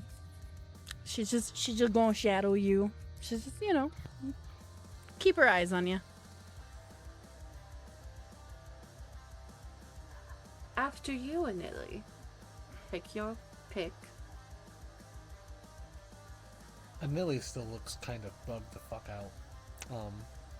His personal space in the sense of his haven is just all fucked, and he's really trying to go through the like, who the fuck would actually take my fucking satchel or whatever. Give me But, a composure resolve check. I saw you mouth motherfucker to me. Don't even go there. I said, brother, I swear to Christ. It literally looked like you going, motherfucker. 2 successes. All right. Yeah. You managed to not launch yourself at the very first person. You look them over and take your pick. I am going to approach one of them. I think probably the older lady, just for the hell of it. And with like Mistress's like boundaries that she's already put into place, I'm gonna kind of approach them almost like vampire predatorially, you know, not like an actual predator, but a real predator, vampire. Anyways, I'm gonna kind of like go up behind them and offer like almost like a little dance, but I'm gonna kind of juke their arm up behind the back of their head while I'm holding their other one, and see if I'm gonna like kind of sneak my feed on their wrist while I'm holding their arm behind them. Which one do you want to do? The older lady. The older lady? Yeah. Oh, she leans into you. She experiences the absolute pleasure that is a vampire feeding off of you. Just it's the best drug she's ever had. And you take your fill. Go down to 1 hunger, I'm guessing? Yeah, I don't want to obviously drain them or anything. No murder today? No, not for a Nilly. Not for a Nilly. Okay. Yeah, you're able to bring your hunger down to 1, and she, like, dazedly just sinks into one of the couches as soon as you've taken your fill. And I can do some kind of stealthy roll if you want, but I'm trying to obviously do this like it's a dance and like it's not in direct. Oh yeah, to the she other has mortals. no idea, neither do the other ones. The way Alright. that you've managed to do that, and even if you would like to kind of cover it, you can look to Mistress Lux and go, did I do that right? Or something of those and I'm not going to make you roll for that. Alright. Yeah, I think after I'm done, I'm embracing them. I kind of like, I let them get caught up in their fluster as I like release them. And then I do kind of just give Mistress a look, like almost like for approval. Just in like a respectful way, not like hoping that she's actually my dominatrix or something training me. Right. What, you don't wanna? Lux will go for the non-binary person, the person she hasn't seen here before. Mm-hmm. Because she's intrigued. Mm-hmm. And she's also a little suspicious, just because... Oh, of course. Because they're It's new. just like, yeah, they're new, and also with it being right after all the bullshit with the hunters, it's like 100%. Yeah. I totally get it. Yeah, absolutely. She wants to at least get some fangs in there so she can be like, All right, somebody's got to track this bitch. That would be an Ernest problem. Yeah, that's a Ernest problem, but she can easily go. Yeah. Toot, toot. Yeah. No, of course. Yeah, of course. All right.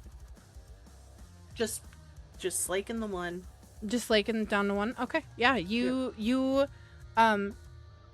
mimic kind of what Anili did to kind of keep up that ruse of what is going on.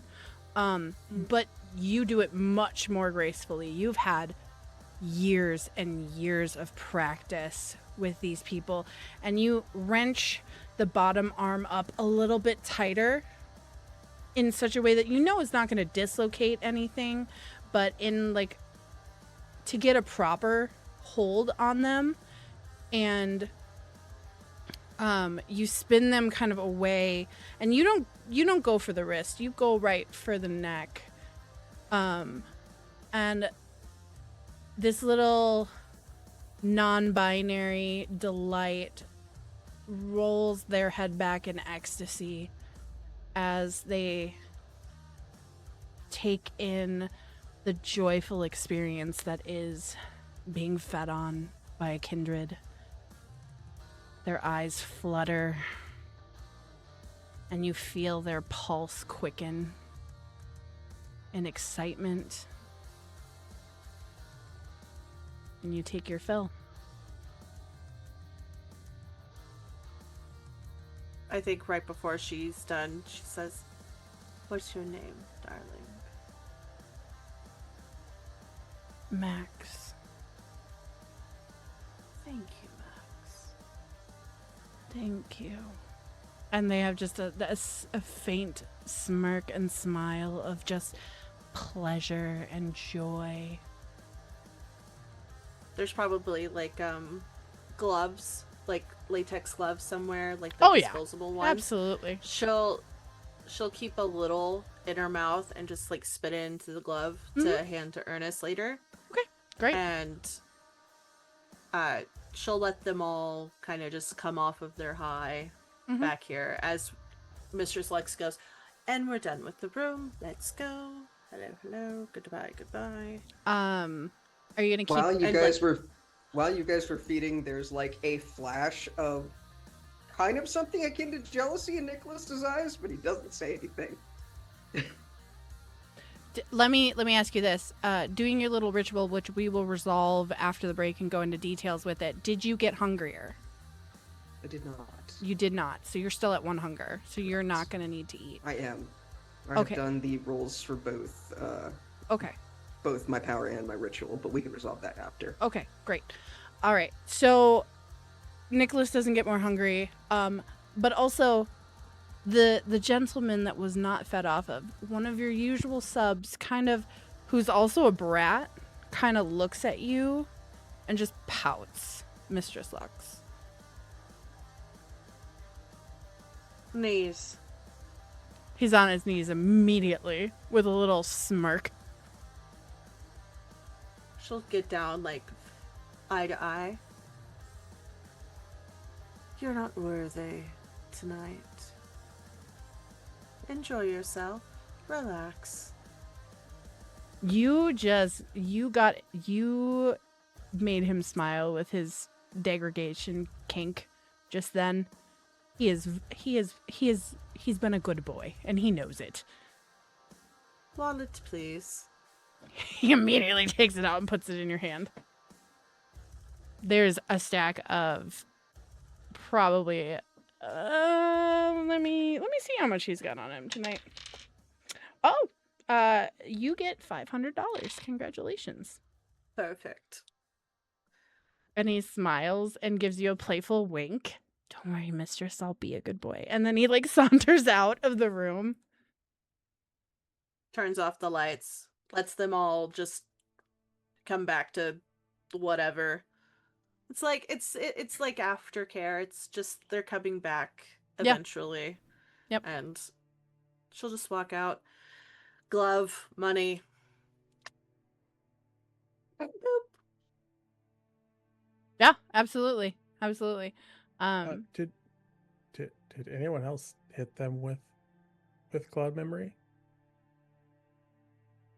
No. Okay.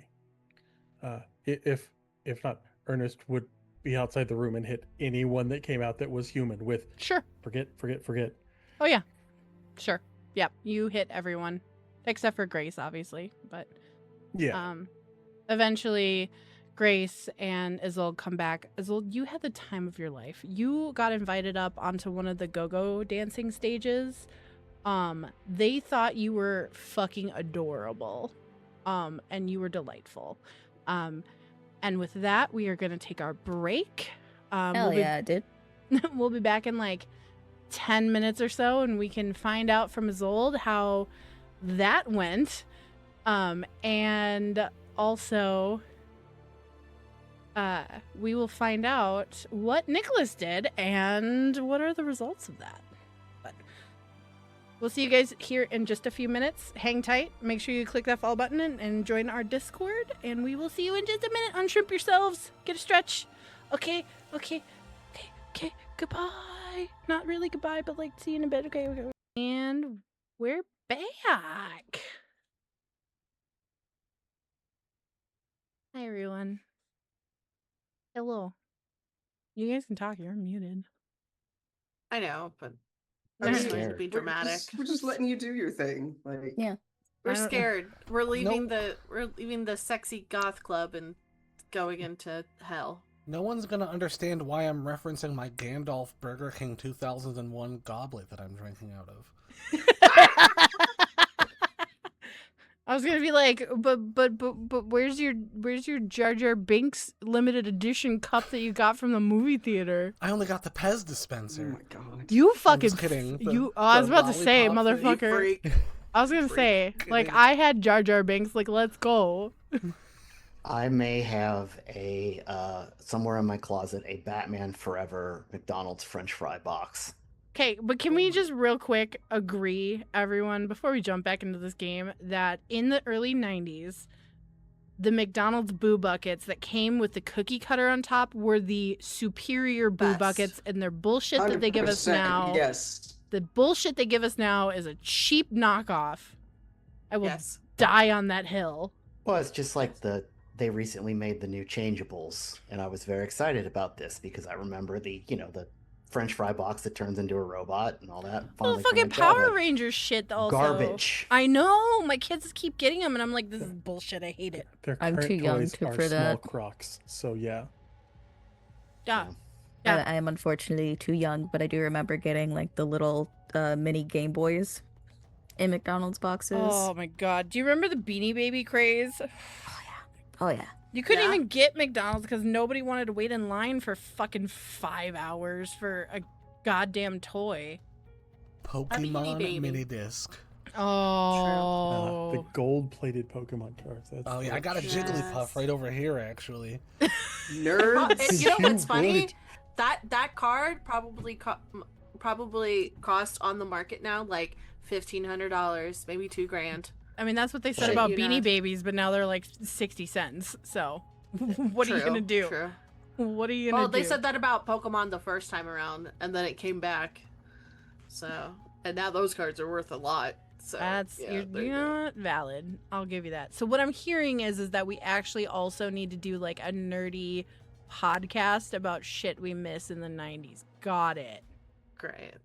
Got it. I'll just that'll just age me because I'll start talking about shit I missed from the I'm just 80s. gonna sit over here and fucking crumble into dust along with Ian. So It's not like you guys are all that much older than I am. How old do you think Ian is? I don't know. How old do you think I Jonathan am? is?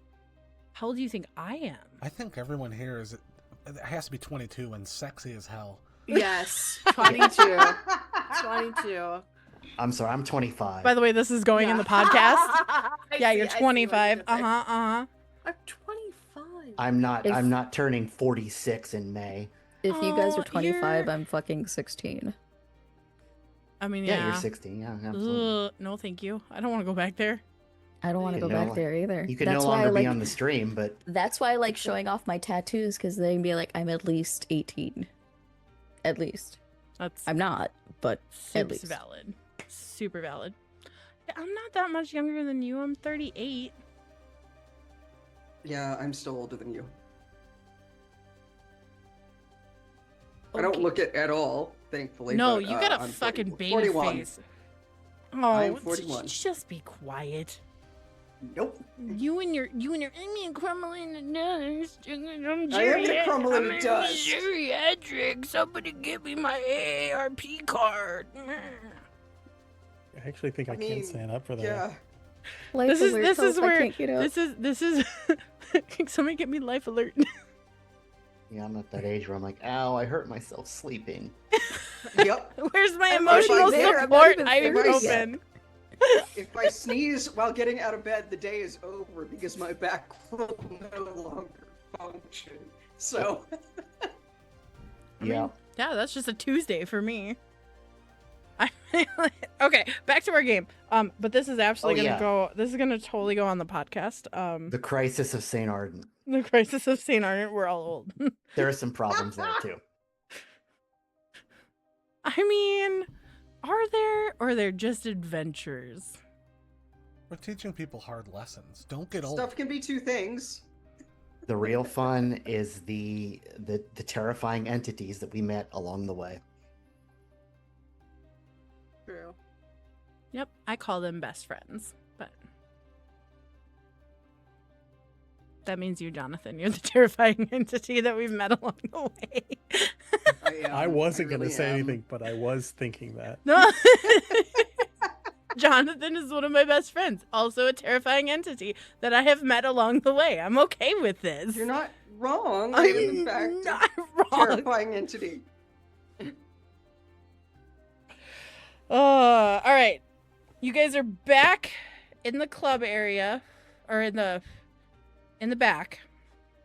You guys have all satiated your hunger, and Nicholas has done something. Nicholas, do you wanna describe what you've done?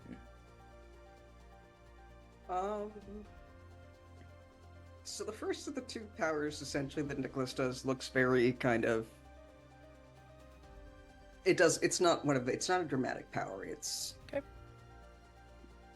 It's more of a perception-based one where he ascertains if the veil is in fact of the type that I can actually, bring a wraith through or bring spirits through it. The second one, on the other hand, is definitely a little more dramatic. So probably waiting until those humans are out of this room. Okay. Yeah. Since that one is going to be a bit of. So Nicholas will take out I can't remember what item we took from Robin that ended up being his fetter. Pocket But watch. It was the yes. It was the wristwatch that was engraved from his wristwatch. Yep, Wristwatch, from his yes. wife.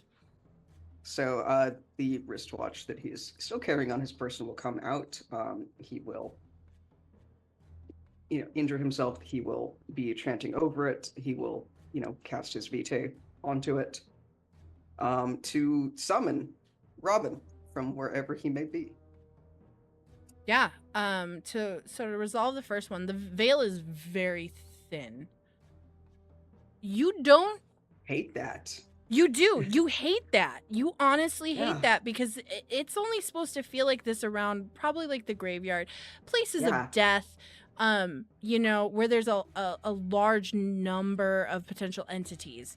The fact that it is so thin over in the cathedral district that is very Yeah. far south, is highly concerning, and now makes you wonder: is it this thin everywhere? Because that's a problem. Yeah, it definitely is. After the ritual is done, he will still kind of like be looking around and looking a little distressed. Yeah, it is very thin. Very, spooky dooky. very thin. Hate that. Really hate that. Okay. Robin will be here shortly. Yeah, you also managed to pull Robin easily, surprisingly easily through the veil. He still really, I mean, the shit happened yesterday. He still doesn't really know how to. He's baby. Yeah, he's baby. He doesn't know how to ghosty at all. Like, Yeah. at all. So he's relatively close. Though the last 24 hours, there's been a dramatic shift in him. There's a healthy fear there when you pull him through. Mm-hmm. And he almost seems comforted by the fact that you've pulled him through.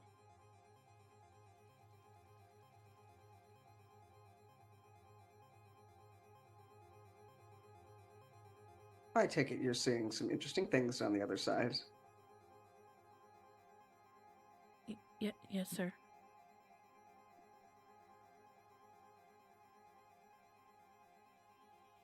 Okay. Right. Well, when the others are back, we have some questions for you. Okay. That gusto he once had is gone. Yeah. It is not there. He is somebody who has seen reality, and it has smacked him square in the face, and it is nothing like he was told it was.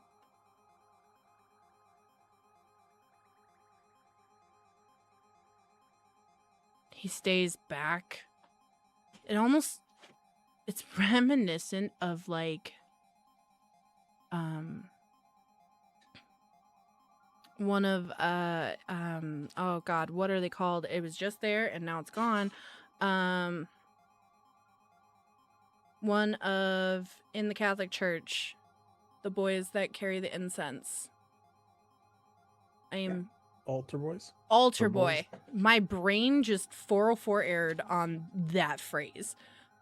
He's there with his hands crossed at his waist, and he's just looking down.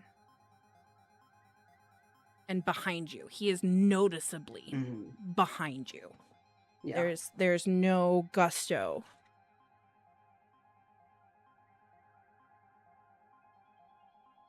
Lux just walks back in.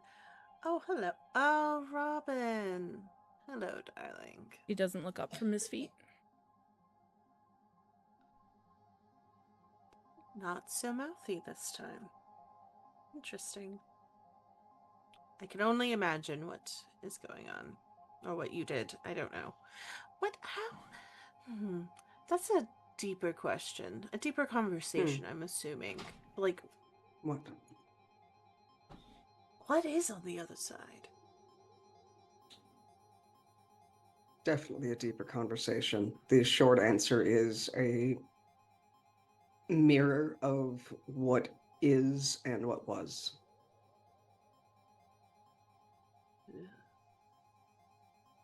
Cities essentially exist there still, but not as they are entirely currently now. Older structures and ghosts of those older structures still exist in those places. There's an entire social system and hierarchy and culture beyond the veil. Oh, have you ever seen the Constantine movie? Yes, I have. So, like, whenever, sort of like that, but, like, not like that? Not quite. Like, You whenever see, they go to the other side? You see Robin behind him just shudder. Sort of, but not quite like that. Ugh. I assume that Robin has learned that probably it was a good thing that I'm the one that grabbed him, because technically it's kept him safe from others that would prey upon a very, very newly born wraith. Oh yeah. Absolutely. Absolutely. There's a sense of gratitude and also a healthy level of respect and fear that was not there yesterday.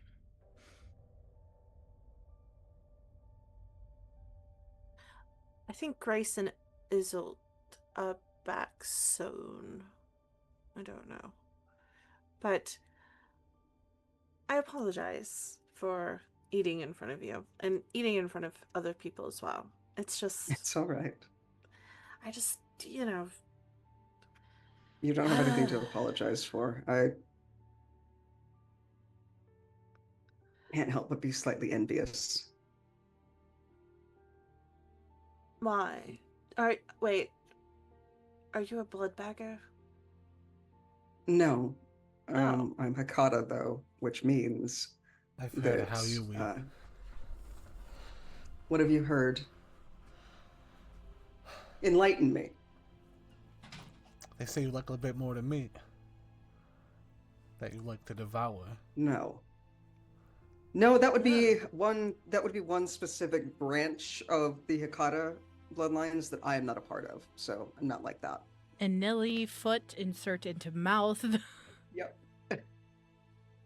I don't know many Hakata. We kind of, my mistress and I kind of just stayed insular until the prince in Boston didn't appreciate a lot of us. So I got sent here. It used to be different for my kind of Hakata, prior to things changing for us all. But now we all share the same weakness, which is that that wonderful little blissful state that you can put mortals into. I can't do that. My bite does the opposite. Oh. It is absolute agony for them. So I might have a way to get around that. If you want to still eat from people. I would like to from time to time. It would be nice. I have my own methods of eating, which unfortunately does admittedly usually involve banked blood after a fashion, but it is what it is. Well, we're in the perfect spot to find you a little bank depository for whenever you want to eat. That would be lovely. I will make my rounds.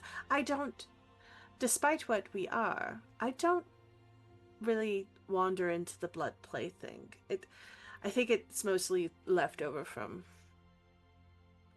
just, I didn't have a thing for it whenever I was human. Now it's well, just I would appreciate it. It'd be nice to actually have a warm meal from time to time, we'll say, without it. You, Mistress Lux, you can think of at least one other mistress who obviously is beneath you in status of things being a kind, but who does specialize in like phlebotomy and knife play and blood play. So you at least know where to source a willing participant. Boop. And it will be very sterile and safe and I guess I could probably ask for classes on being how to do that properly. That way, Also, well, you would probably know your way around a knife. I'm a mortician. I absolutely know my way around the knife and human anatomy. So, a little bit. Just a little bit. It's just setting up a room with the proper accoutrement. Yeah. But yeah, that's something you guys can absolutely navigate. As you guys are discussing this, Zold and Grace come back to the room. Have fun. My face is like flushed and I have like this big grin on my face. I had so much fun. We should come here more often. She kind of just smiles at everyone. See, at least somebody enjoys this place. Yeah. Jeez. Isolde was absolutely up on stage, dancing, got pulled up by one of the professional go-go dancers within the club, and got to have fun rave style stompy goth music fun up on stage, and Grace just grins and goes, "She's actually pretty good."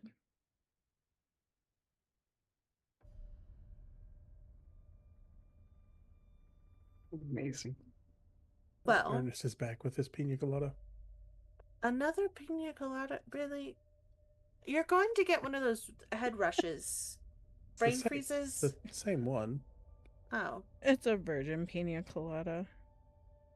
I mean, yes, those are cheaper, and I don't get anything else out of it. The alcohol doesn't affect me. I can taste it and enjoy it a little bit. I still have to get rid of it all later anyway, so I might as well get the cheaper one. Real. Yeah. It's also right now there's a 2-for-1 special going on. So Oh my god. Dual fisting pina coladas. He wanders around in his chinos and a sweater with a cat. We need fan art of that, please. Thank you. Just Got double 100%. fisting where's screaming Red Skull? Ernest double fisting pina coladas with And, frying pan Like on his shoulders. giant pina coladas with frying pan on his shoulder. Or I think we've got a couple of other artists in here. If anybody wants to, fan art with frying pan around the neck. Oh God, yes. in a please. dungeon. In a In dungeon. chinos. There you Please, go. for the love of God. It seems that we have our friend back. Yeah. Yes. You see Robin, quiet, staring at his feet, standing behind Nicholas. No gusto.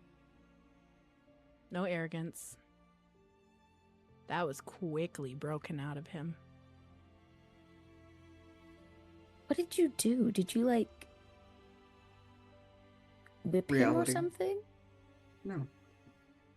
Oh, I thought that was like Yes. what the altar boys get if they misbehave during, like, sermons or whatever.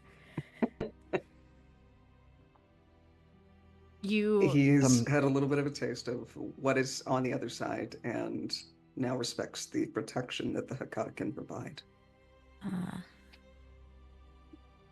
Sometimes I would imagine finding out everything you knew was completely wrong is humbling. Exactly. Well, I have some questions for him if no one else does. That's why I brought him here. I figured that you and Anelia would have some questions. And I appreciate that. Thank you very much. Of course. Robin, He doesn't look up. He angles towards you. He is broken.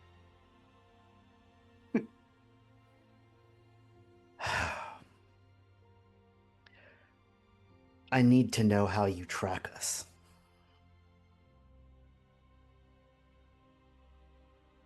What do you mean? How would your organization find out where I lived? I mean, it's... First off, they're not my organization anymore.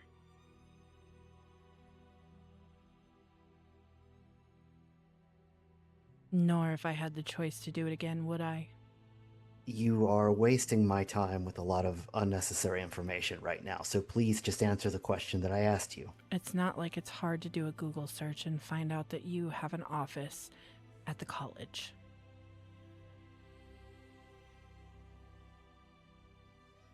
But it's the part of how do you know who and what we are?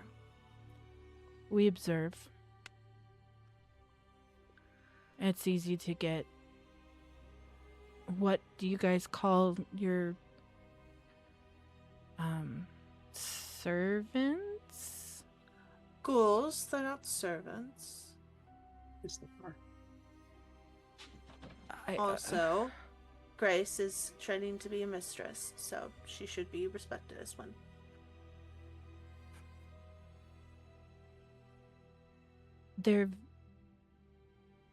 They can be very loose-lipped.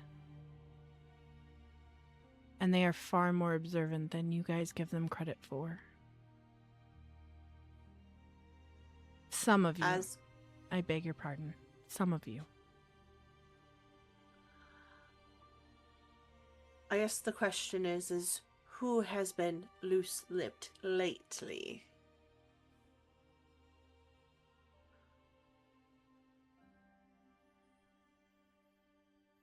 As of late,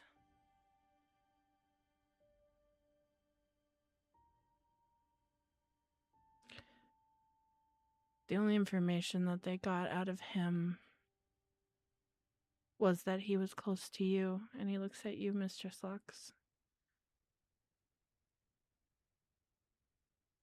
He didn't know what I was, though. That's the problem. But He he wasn't even a ghoul. He knew who you spent time with.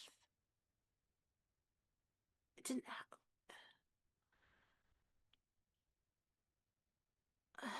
Is he dead, at least? No. Has he been true faithed? I don't know how that That's works. not a thing, but has he been tortured and brainwashed into believing? Yes. Where is he? I don't know, honestly. Probably in the church. I don't think that they use the church anymore. They were talking about not using it after an incident there. I wasn't part of that team. I wasn't What very incident? Oh, us incident. Mm-hmm. I see. Was the old man involved in your little group? I'm assuming. No, he was a patsy. I still feel bad for him. He was a They true probably killed him. He was a true believer, but he wasn't part of our organization. I don't even want to call it our organization anymore. Where Now were they? that... Go ahead, Lux.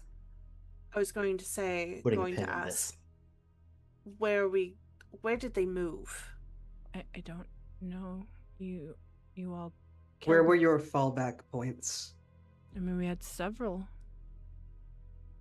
The We hospital. would like an idea. The hospital, there's a location in downtown. There's a location over in the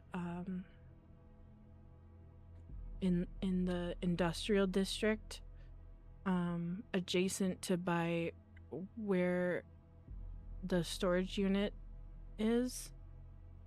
And do we still have that map on us? The map that we had last night. Yeah, I a couple assume so. different maps. Yeah. Just can we put it on the massage table? That's probably in a corner. And you mean here, here, here, and here, and she'll point at like where the nodes and like the He'll correct you and point. They're close, but not on top of them. not on top, but like near where like Within a mile of each of those nodes. And there's several. There's 7 different places on the map that he points out to you all.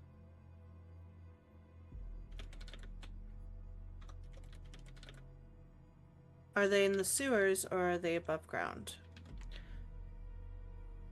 I mean, we have access through the sewers at each location. I don't know a lot. I'm low in the pecking order. Or I was, or what? I don't understand. The information that you have is still valuable, even if you were lower ranking. It's information we didn't have before. We had several fallbacks, and they were looking to acquire more, and I don't know where those more were. I honestly But- could not tell you where they're at right now. Mistress Lex is going to point at her old dungeon. Would one of them be here? No, not that I know of. Okay. But that's a known area to you, a known place for you? I mean, there's several known places in this area to us. This location? Not this exact location. I don't know anything about this exact location. I just know that we don't have anything near there. Or at least we didn't as of a day ago.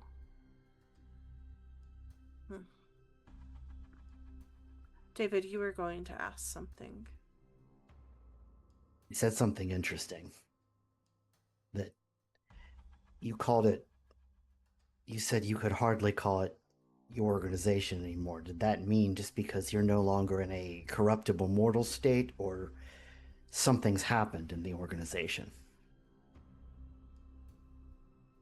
Because I've seen what's really out there. How could I call myself a part of something that I cannot and will not believe in when I've seen what exists, what's real and what's true? I understand your anger and your mistrust. I understand that I hold answers that I'm not even sure what the questions are.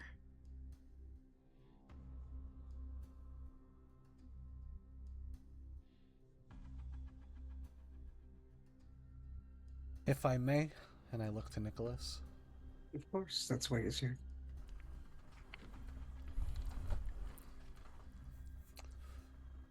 You say these things aren't hard, that you can Google a professor. I don't feel all that Googleable myself. Is there anyone else that your sect was working with that might help you? Someone immediate, someone in this city. I know that they had contacts. I don't know who they are. And if they sent any of their surveillance teams to watch you guys, they would have seen you all together, and it would be all too easy to track you back to where you're going. Anili just looks pissed at his logic. I'm sorry that I can't give you more information than that. That's all I know. I was sent out to be a grunt. I can tell you what they believe. I can tell you their methods of destroying you guys. I can tell you how they create their weaponry. I can do that. As for why, I don't know. It's okay. How are you It's all right. recruited? In the church.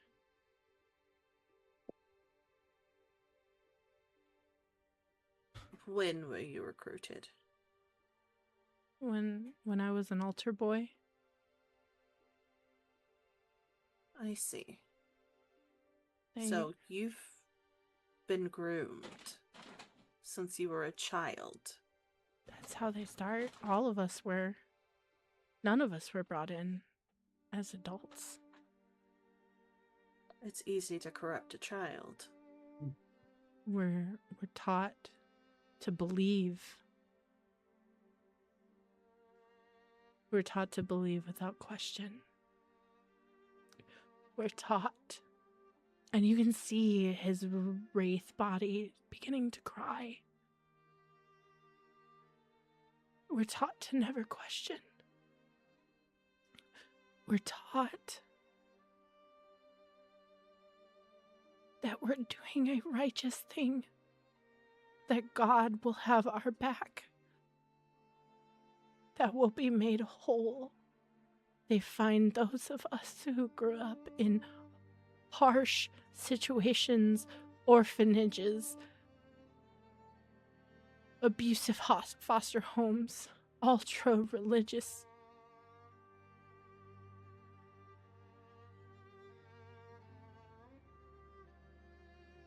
I didn't know any better.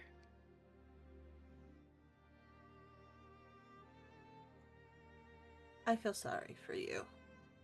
Because you were never given a choice in the matter.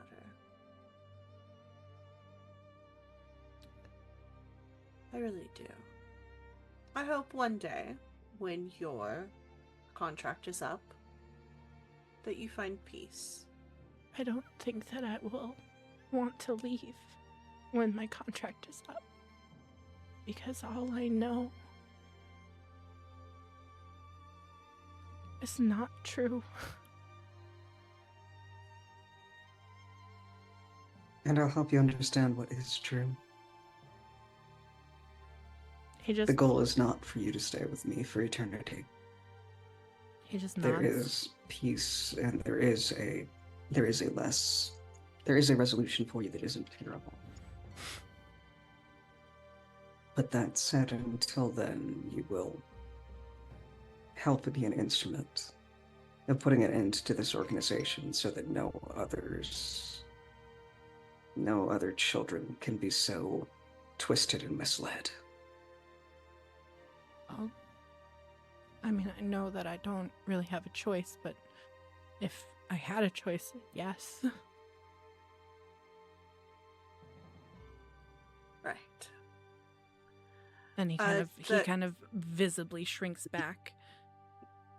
The place that he pointed at, this is above table. The place that he pointed at above town, is that near Elysium or near the glass? There's quarter two just- locations. One is near Glass Quarter. The building. Okay. Yeah, it's near, like, I would say it's probably like 10 city blocks away. Also, there is a location near Elysium, Okay. which, if you I think- remember, you might be able to tie together. You guys got ambushed right across the street from Elysium when you came out of the manhole, and you wondered how quickly that happened. The dots are connecting. This is why. I think just making sure that we like circle at least the area and everything like that. I think we're going to have to go talk to the bosses again. Great. Unfortunately. Which of the bosses? Unfortunately, and she'll point at the two, those belong to the prince. That is the prince's territory. And the prince will probably want to know and not have a third party privy to that. Unless she wants it privy. Great. I I love know. that for me. Oh, trust me, we hate it all the time. I know. We don't want this, unfortunately. Unfortunately, we don't get the choice. I We all understand got- that. I don't either.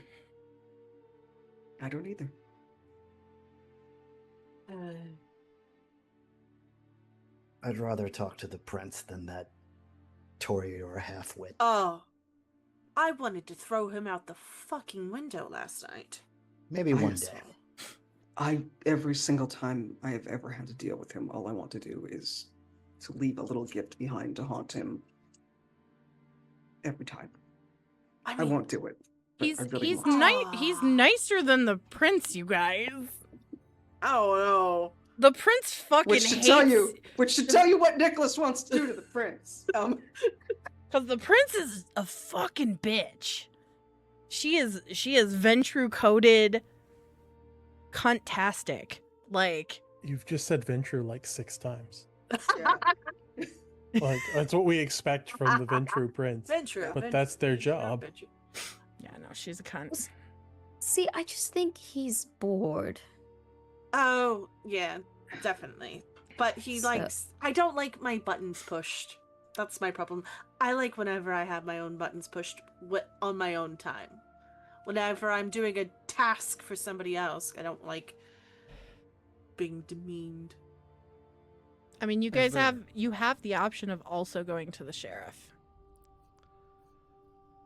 You mean the man who is distracted with a Primogen adjacent individual? Yeah, sure. I mean, how do you know he's distracted and not just also sick of the bullshit? He is a Bruja. Just I gotta stir the pot real quick. Which is weird why he doesn't do his job, because then he could fight hunters for us. He does do his job. He just sends you guys to do the shit he doesn't have time for. And you guys have also... He's been far more tolerable. You guys have all seen him rip somebody a new one. And the fact that he's gruff. He's a Bruja. He's gruff. But he's not stupid. All right. And he's also leashed. When they were having that conversation, Anili had like a mental flashback of how he was going to offer to clean the Sentinel's rug for them, and he's glad that he didn't offer that in front of his coterie. I think they would have used you to clean the rug. Oh yeah. Mistress Lux would have put like all the groundwork in. Yeah, you're doing great. Where's a Sumises when you need one? Yeah. Where's my flesh crafting whenever I can get it? God damn it. And Nilly the mop. So we have the locations of several hunter. Mm. Yep. And I'd Therapy. rather That get should go to the the sheriff. therapy locations. Huh. What? Who do we tell? The sheriff, it's their job. Sheriff. Yes, but also if we are going to the prince's territory, it might not be a bad idea. We're not going there. We're telling Oh, the sheriff where these okay. are. The sheriff then reports and does whatever. But I don't have any interest in walking into hunter strongholds. That's not Me I my don't job. either, neither. but knowing how everything is going, they're going to make us go there anyway. As you guys are discussing what you should do, you get a text from Tobias Marr, the Seneschal. Great. I have a job for I have you. to ask. Everybody else has like an old ass Nokia phone right now, don't they? Everyone has a brick. Ah. Well, okay. We're gonna backtrack a little bit. I'll explain. Everybody has a standard Kindred issued Nokia piece of shit brick phone. Okay. Mistress Lux has her secret illegal fancy dancy iPhone. David has a phone. How it still works with him as a Lasombra, we're not quite sure. It's a jitterbug. It's like literally a jitterbug, probably. Like Oh, Yeah. Like, I probably As can't I- even put emojis in. like he could drop So, it off a building and it would still work. So I was about to say, since I don't get covered under the Camrys tech ban, Nicholas absolutely has a smartphone. Oh yeah, Um, you have a smartphone. Okay, You Ernest also- has one as well. He's like Kato, who is on the outs for lots of things, and also was running with a blood cult for a while. He was not under the cam. Yeah, Amazing. yeah. So everyone has their kind of little dirty little secret phones. They all who are officially part of the cam have their standard issue. Mistress Lux has her standard issue cam phone, but she also has her special phone. It's her business phone. Yeah, business pays phone. for it. Sure. Love it. I'll say Anili doesn't have a secret phone because he's on the run, but I feel like they gave Anili a Walmart burner, like the flip phones from, when they first started making burners. Literally, you have a Nokia. You have a Oh, yeah. shitty Nokia that you could drop off a 50-story building and it would still work. Yeah, everyone here has the Nokia number. No one here has Ernest's number. He's seen how bad these people are at OPSEC. Ernest is like, no. You know who they kill first? The person who's doesn't have a clan to back them up. Yeah. Easy targets. So yeah, you get a Nokia text Jonathan, your number is looped in on that. Yep. You get the text that says, I have a job for you. I have a project.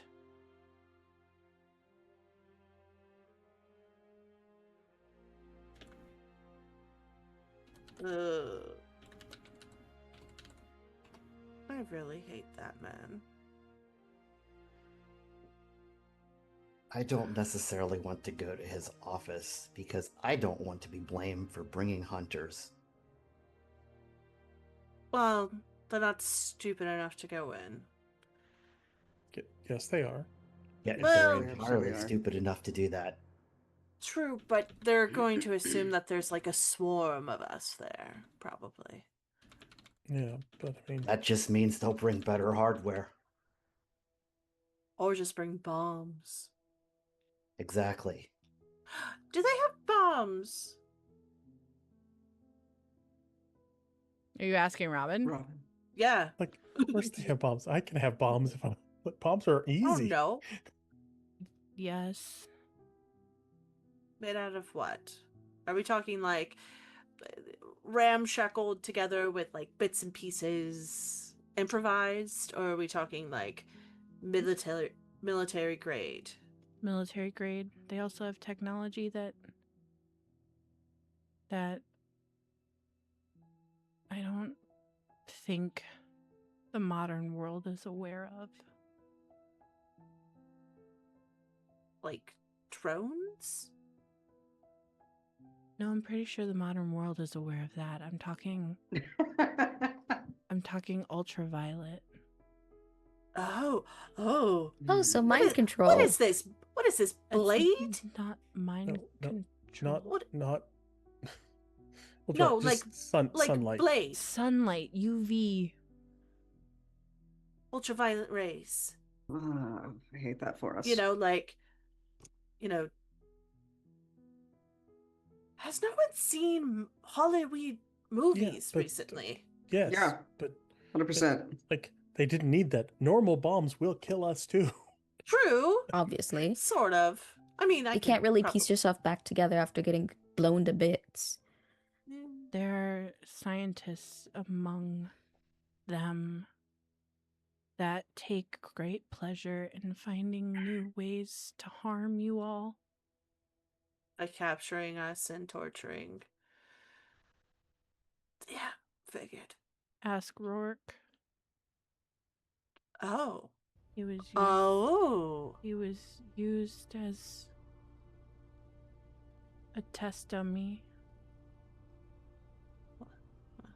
I mean, Nosferatu Hope she this was. pod. Hmm. What was that down there that chased us? That's the spirit. That's the spirit? That's the spirit. Sounds about right. It's wrong. Is it bound? It's not like anything I've seen on the other side. It's wrong. I know. It was It's corrupted. different. It's scarier, and that's saying a lot. And he points to Nicholas because he doesn't know what to call you. Mm-hmm. He knows what's on the other side. And if we Normally- say it's wrong, it's wrong. It is very wrong. It is different than anything I've ever encountered or seen. Normally, when wraiths are twisted, corrupted, broken, they become specters, which are terrible but can be dealt with. This is not that. I don't think we think it's the right word for it. It was probably not ghost or wraith or specter. It's more like I was thinking from the just- research. David, from Yeah. the research you've done, if you take it from a folklore perspective, Yeah, this is a spirit of the land that has been completely broken. they have literally taken sort of the spirit of the land itself and twisted it to the point where they couldn't even control it. Which is why we had to lock it down. And now But they're taking the normally- chains off of it. Again, you know, I wonder if people actually read their history. Do they not So- teach you anything? So normally those kind of spirits, the land spirits or whatever like that, that doesn't fall into my purview. This has somehow crossed into my purview. Mm-hmm. Yeah, I imagine that's something to do with how they twisted it. Yes. And if Nicholas probably isn't privy to this, the rest of you are. With the information that you guys all got out of it, you know for a fact that one, it is a land spirit. Whether it is a very old spirit that had kind of taken stewardship over the land or whatnot, you're not quite sure. You know from like the indigenous folklore of the area that they saw it as a land spirit.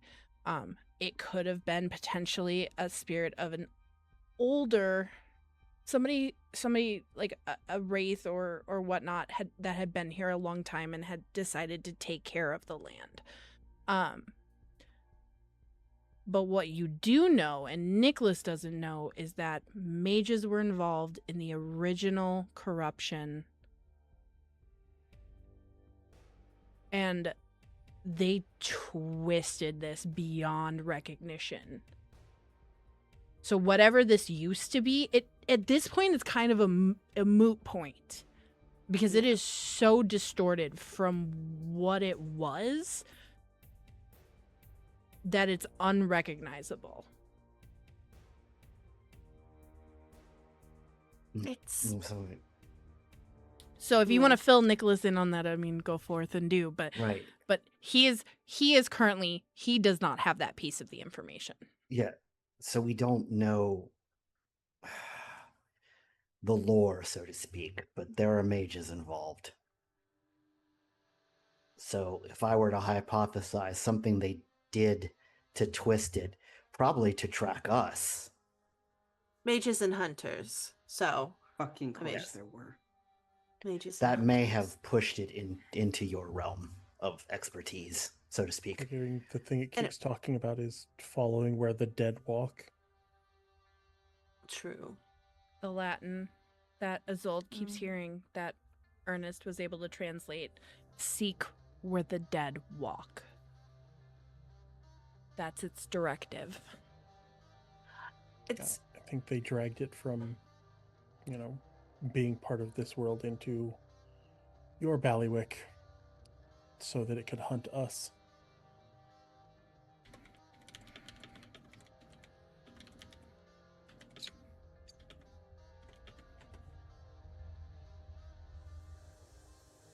Probably could explain why it's so, more upset than it should be. It shouldn't be where it is at all. oh yes. If it's humming up near where you're at, Nicholas. It comes and goes. Yeah, they've taken a spirit of the living world and shoved it into the world of the dead or the unquieted dead. It's not going to want to be there any more than a normal person would. I mean, look what just a day in that did to this person who had faith and a purpose. This is a spirit that didn't understand what's going on and has then been trapped and locked in that for how long now?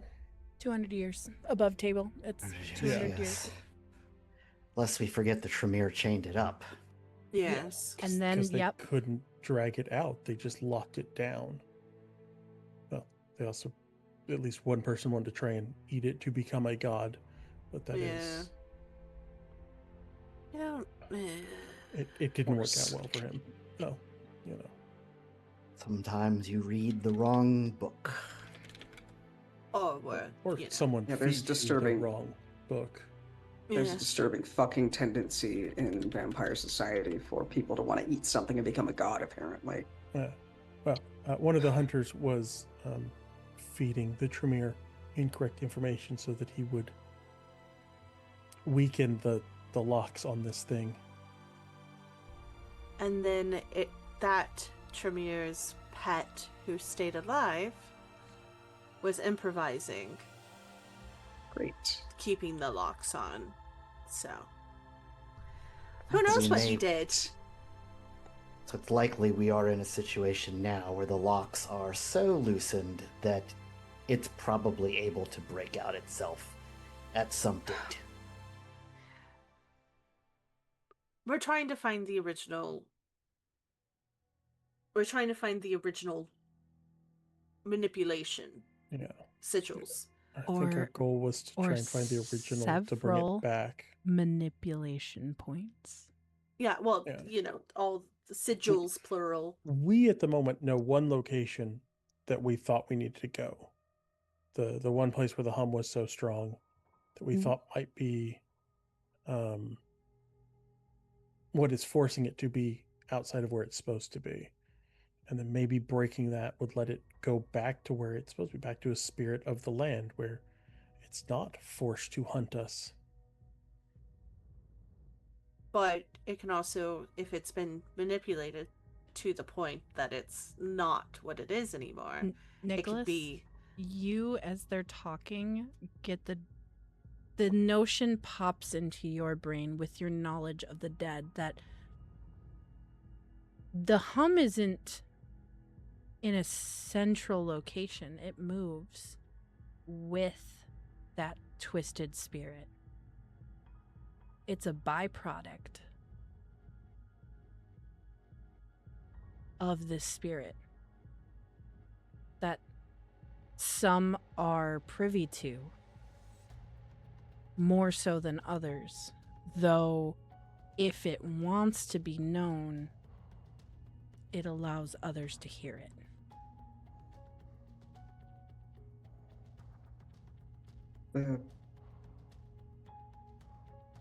The hum is. The hum comes with it. It's caused by it. It's an intentional thing.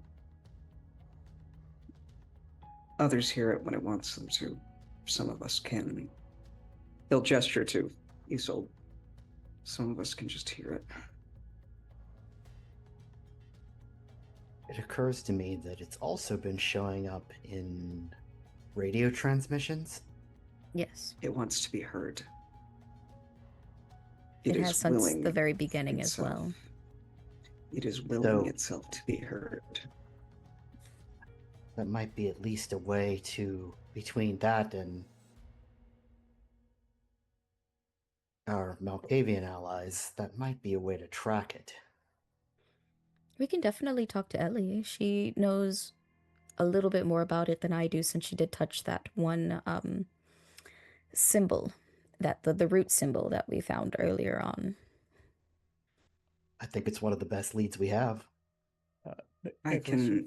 You've been in the city for a while and have more dealings with the occult side of things. Does this root symbol mean anything to you? Because I don't think we've ever asked.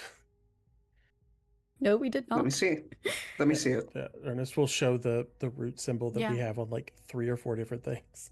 Yeah, it looks like a tree of life Mhm. almost, but like the branches are a little bit more sharp.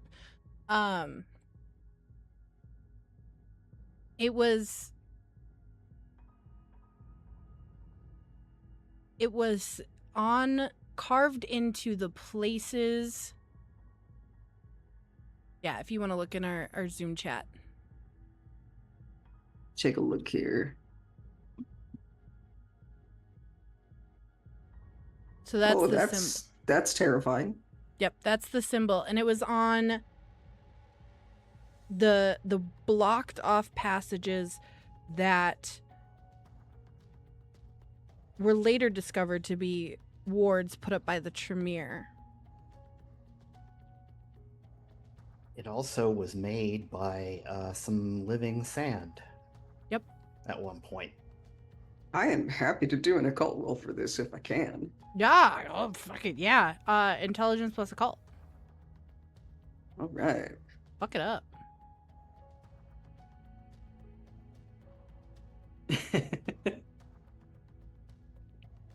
So that is a 5 success messy critical.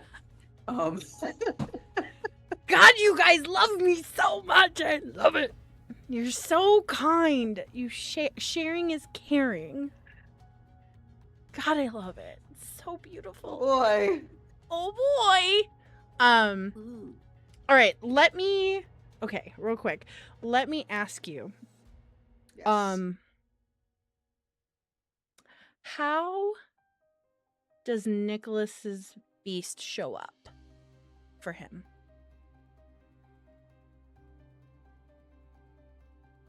Nicholas's beast is a reflection of himself in a lot of ways, but it is all of the things that he himself represses. It is angry, it is loud, it is passionate.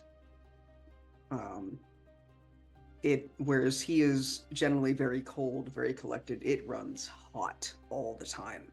Okay. So in this moment, as your brain flips through its little card catalog of endless occult knowledge, your beast, you begin to feel it crawl up the back of your neck as like white hot talons digging into your skin and gripping at the back of your brain and reaching in and pulling out knowledge, forcing that methodical, slow, calculated process to be instantaneous and shoved towards the front of your mind. You've seen this symbol before. It was used in ancient indigenous magic in this area as a ward to stop things from getting out. It is their way of calling upon an earth spirit to provide protection. And it is that is violently shoved into the front of your mind. Sorry.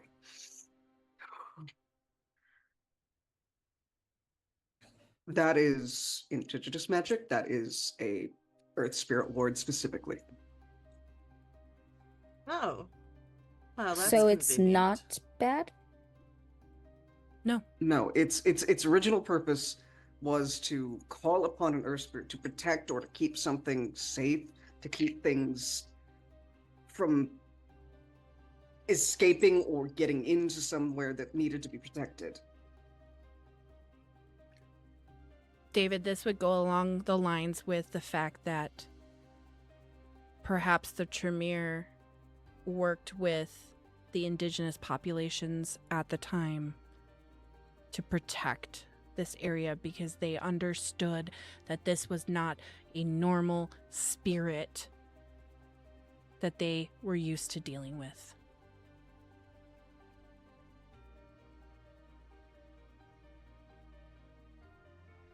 I don't know if this will solve the problem, but this may be a tool that we can use. Now, the problem is, of course, that I don't think it's going to be enough to just draw it on something. We're going to have to find a way to give it power, but it's something. It is something, but I never seen a ward draw itself. I'm also confused because the sand you remember the sand in the lab, correct? Where it literally tried to reach out and Yes, grab. Nicholas, It tried give me to another touch me. occult intelligence roll. Absolutely. I want to see if you can surmise this from what they're bantering back and forth about. I'm gonna spend a willpower real quick. I'm wondering if that's a ward for an earth spirit to protect the land. Did the Tremere and the indigenous people maybe like call on a different earth spirit to kind of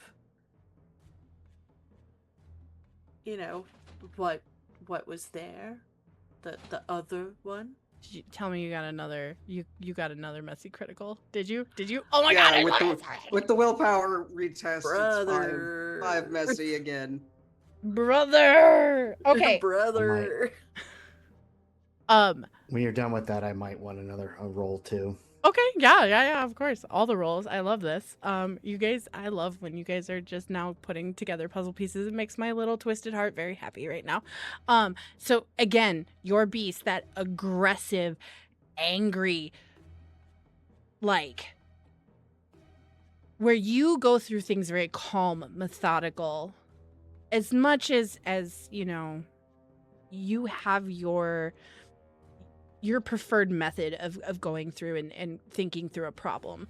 Your beast has no fucking patience for that. And it shoves another thing to the front of your mind once again. Those white, hot talons piercing in to your memories, ripping them apart, forcing them forward so that you cannot ignore this. As they're speaking about the sand coming together on the ground, you know that some of the ways that a new spirit or newly awakened spirit, they start to play with their surroundings. So if they were trying to understand something, one of the ways to understand that is mimic.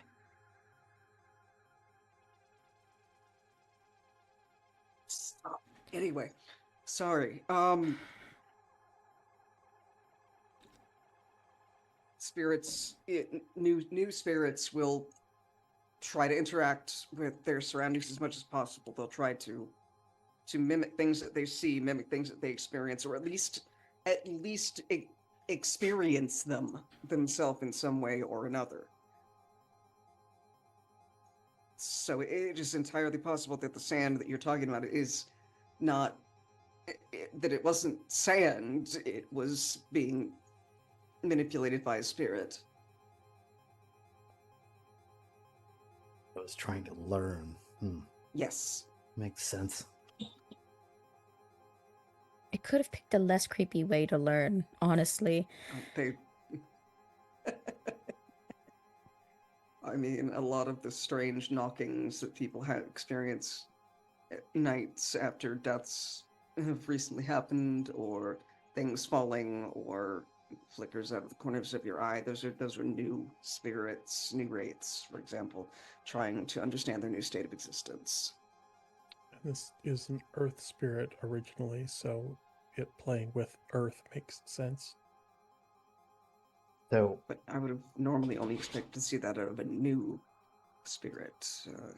Older ones. One that is older and has been locked away for a very long time and had not had a chance to interact with that. And it being new in this twisted body,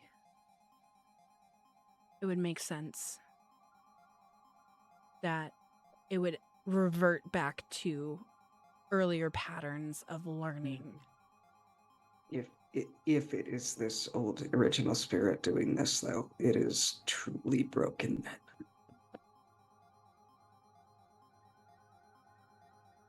There's probably not a way to turn it back, though, right? I'd feel more comfortable consulting my sire before I answer that one. Healing is not a thing we're usually terribly good at. So I would like to roll folklore. Okay.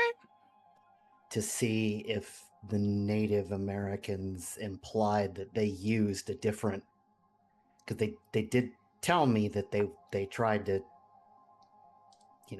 help. Mm-hmm. Did they imply that they used a different earth spirit to try to lock up this one? Yeah, roll it up. Intelligence plus your academics, I believe, because that's where you have your folklore specialty, correct? Yeah. Okay. That's correct. Intelligence academics, please. Okay, I have 3 successes. Yeah, absolutely. They very much were referencing a different, what they believed was a more powerful at the time earth spirit. Now, they were trying to use... That makes sense. They were trying to use one spirit to lock up the other one. Oh, wow. I was just guessing. Yeah, and David, actually, even with 3 successes, you would understand that the indigenous culture in this area doesn't really truly believe in good and bad spirits. They just are. They don't have any particular they don't have any particular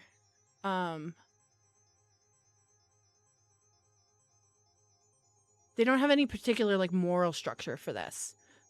We just had a card played. Oh, I know. I pulled it up Mm. to see what it was. We did. And I love how, thank you, my lovely chaos goblin friend. Thank you so much. If anybody else wants to fuck with these guys, you can with our stream loots.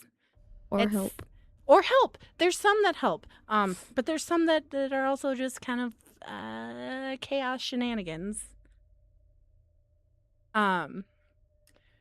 Okay, so anyway. Oh boy. So again, there is not that there's no morality put on something, though when something becomes a danger to the people is when they would call on another earth spirit. There has to be balance in their tradition. There is always a balance. And so their attempts were to get that balance. And as your mind is starting to track this, Nicholas, the veil is fucking thin here. A spirit presses through from the other side and comes right into your face. And this spirit is old. It is very old.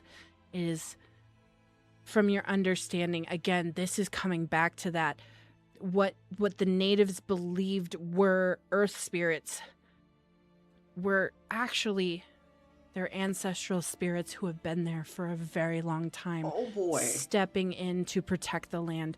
And this spirit comes forward and goes, "My brother," and gets sucked back and comes forward again and goes, "Must be stopped, broken," and pulled back again and forced through and pulled back. And each time going, "My brother," and pulled back.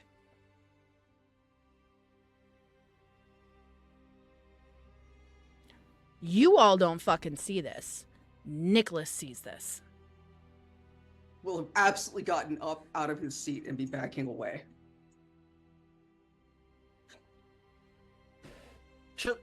Mistress Lex will just look at Robin. What the fuck did you do?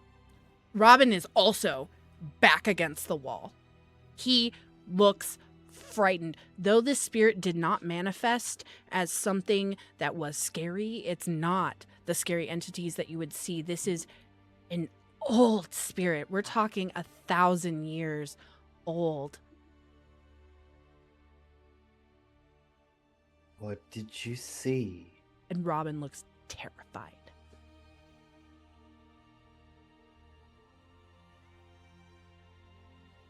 Veil is extremely thin here. Veil between worlds, between ours and the world of the dead, is extremely thin in this place. As you're saying that, you see the spirits almost as if their hands are pressing against cellophane, trying to come through again. And they're not able to, but they're pressing, and as you're trying to explain this, you are visibly seeing this thin veil as they're trying to make their way through. Tell me a name and I can summon you, please.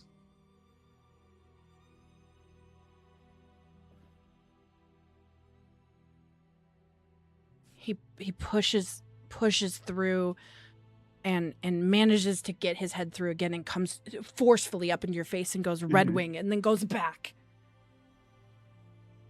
Red Wing. Yep, That's what you got is Redwing.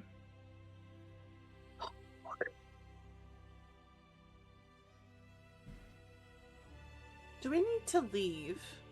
No. Okay. I think at that, just message the Seneschal, be like, in the middle of something. Real Sorry, busy. bye. Kind of busy. The spirit Redwing is he'll gesture to David, an ancestral spirit. That is what they thought the spirits of their earth and their protector spirits were, I think. David, you know that name Redwing. That is a local indigenous tribe's bloodline. That is the name the white man gave them. There's a long running list of chiefs with that name. Red Wing's an ancestral name used here. Well, he's trying to come through right now. Can we get him here? I can try. But he's trying to tell me that his brother has to be stopped. Let's I would probably rather not do this here in this place. Yeah. It's gonna be a lot harder because I don't have a fetter to use. Well, I think we may have a way. David, you would know that also this is from the Metawakan Sioux. We can talk to the Metawakan Sioux. They probably have his fetter, even if they don't know they have it. I'll be able to know if I see it. I'll know Right. it. I assumed as much. They might, but this is 1,000-year-old spirit, so Something has to be holding him here. we can Does the fetter have to be physical, or can it be drawn? Usually Because a fetter is something. He'll bring out the watch. This is Robin's fetter. All right. Okay. This is something that means a great deal to him, that he interacted with every day, and this is part of what helps his spirit stay instead of moving on. We use these to call upon them.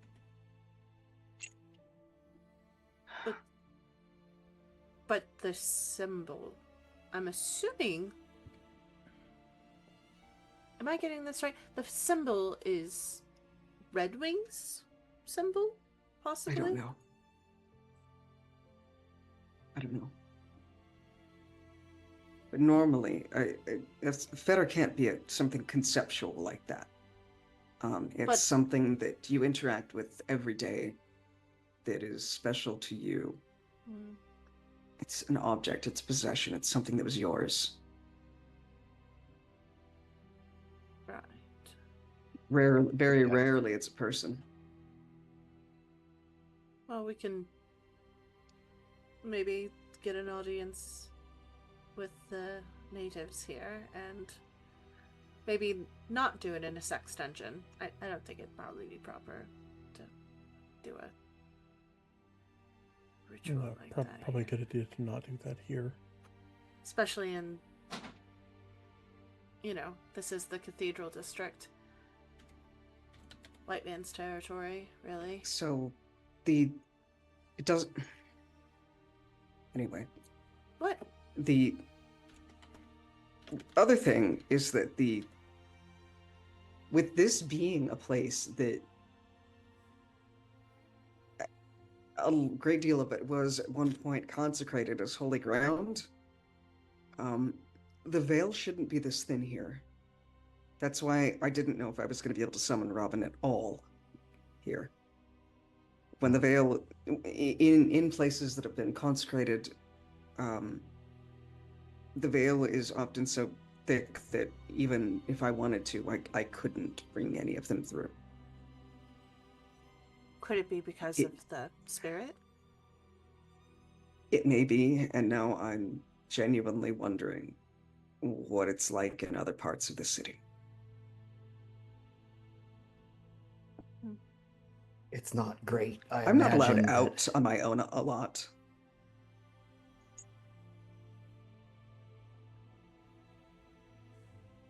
Should we go to the graveyard to do this instead, maybe? It might help. On the way we can contact your contacts, David? You can certainly try. It is rather late. Hey, somebody's got insomnia. We don't want to tell the Sentinel about this first?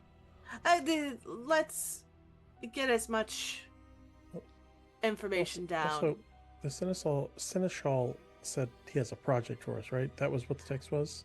Yep. Yes. So when we go back to him, he's going to have something else for us to do. He's not the person we report to about all this stuff, really. True. This is stuff that goes back to the prince. They're the one who put us on this. The hunter stuff would go to the sheriff, but actually solving the problems would go to the prince. I'm more interested if Rorik had anything he could add for us. I don't know if maybe the What? Sentinel learned something. Yeah, you all know that your presence was requested. It didn't seem like it was going to be a formal meeting, but as you remember, Rourke had a bunch of documents with him.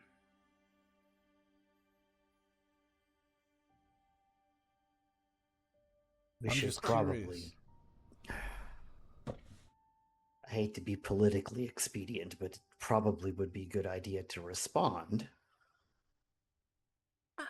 Fine. I don't like it either, but Well, on the way to the Seneschal's office, we can at least get in contact with your contacts, at least put a buzz in their ear, a fly in the area, and then Nicholas, maybe. I'm assuming your sire would probably know something more. I don't She know. may have more insight. She'll probably have a lot more insight. Not the evil cackle from the fucking. Listen, it's ST. because I know everyone's secrets, okay? I would also recommend that the Seneschal not meet us in his office. You could always Oh. ask him to come there and drop it off. Not the sex stuff. No, not my He's lovely. He's a fucking Toreador, my friend. You think he hasn't frequented it here? In fact, no, I'm gonna give this to you. You know for damn well he loves to dance in the clubs. I don't want to lead hunters to the More. They already know. They already know. You're not leading them anywhere. They fucking know. Yeah, they were just toying with you. They just assume that this is probably where there's a big concentration, and so it's going to take a lot of people to take it down. Fine, I don't want to deal with this, but sure, we'll do this here. It's quiet. I mean, we can go there. It doesn't matter. We're not leading them anywhere. Do you want him setting foot in this place, or what do you want to do? He's been here before. Many times. He's a Toreador. The representative of the ministry set this place up, so it had to be approved. And Toreador. And Has Robin Toreador. still been here the whole time? Oh yeah, Or he's still freaked the fuck out, doesn't know what the fuck is happening, and he is still against the wall, like, I don't know what's going on, guys. I mean, he doesn't say that, but that's the air that he's giving off is Poor little guy. He's just a little guy, and he's seen some shit in the last 24 hours that is not pleasant. It's just a silly little guy. He's just a silly little guy.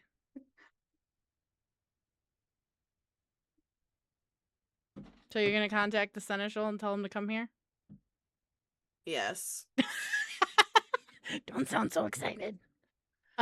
You contact the Seneschal and you just say, "Is this a meeting we can have here?" or something like that, I'm assuming? Yes. At the altar. That's the name of the location. At the altar? Yeah, it's in the middle of the cathedral district. It's perfect. I love it's it. a perfect. I love it. I love it so hard that there is gothic latex nuns dressed scantily out in the fucking dance area. I am here for it. It is now canon. The altar. Please DM that to me so that I can use that in the future because I don't want to fuck that name up. He just replies, oh, what a delightful stomping grounds. I won't stay long. I have some documents for you.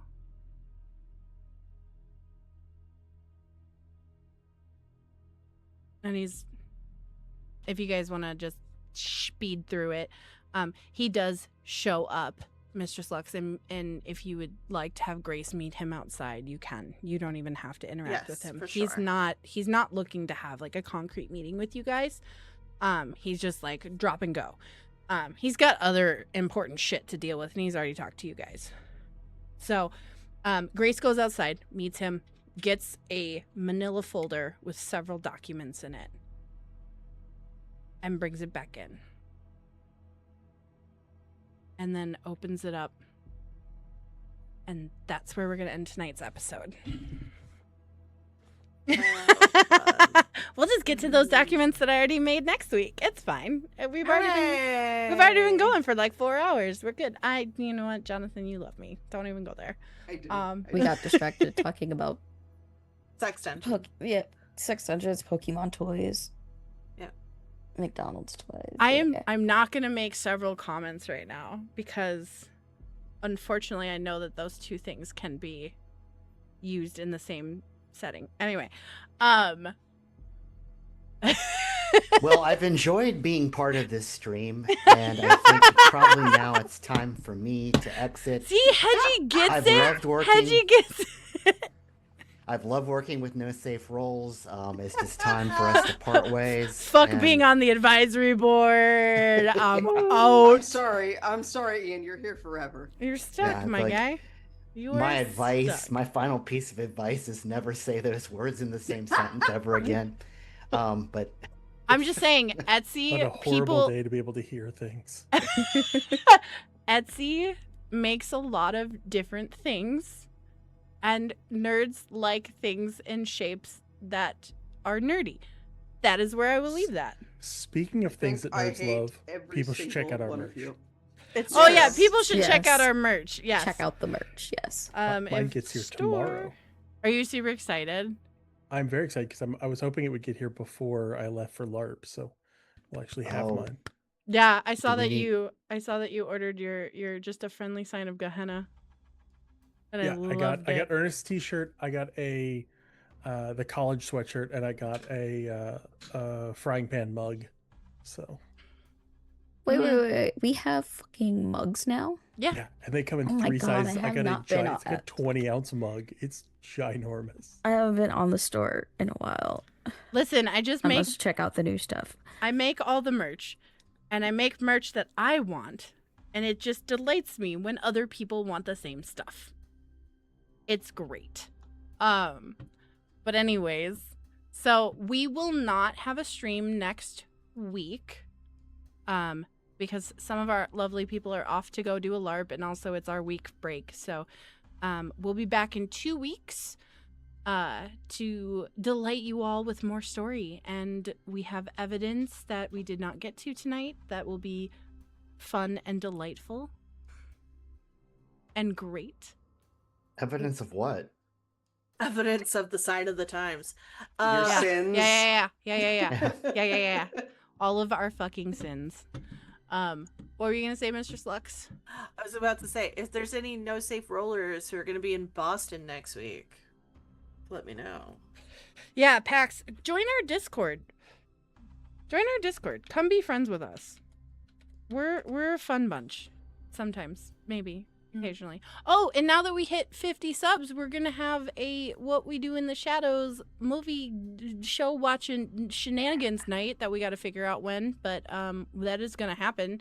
I will be able to say that probably won't happen until everyone gets back from their various travels next weekend, but I digress. You know, we're gonna watch some shows and stuff.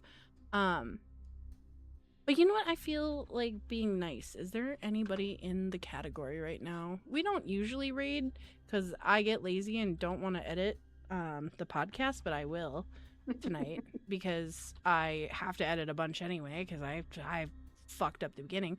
Let me see. Twitch. We're gonna go raid somebody. We're gonna find a friend to raid. We're gonna find a friend. There has to be more vampires on a Saturday. There has to be. Just one other. Oh, wait. Are they still alive? Oh, they are. Okay, they are not doing vampire. They're doing D&D, but this is one person that is literally one of my favorite actual play. They are a I can't words. What are they called? VTuber. They're incredible. Their name is Void Doll. I love them. Amazing storyteller. What I aspire to be.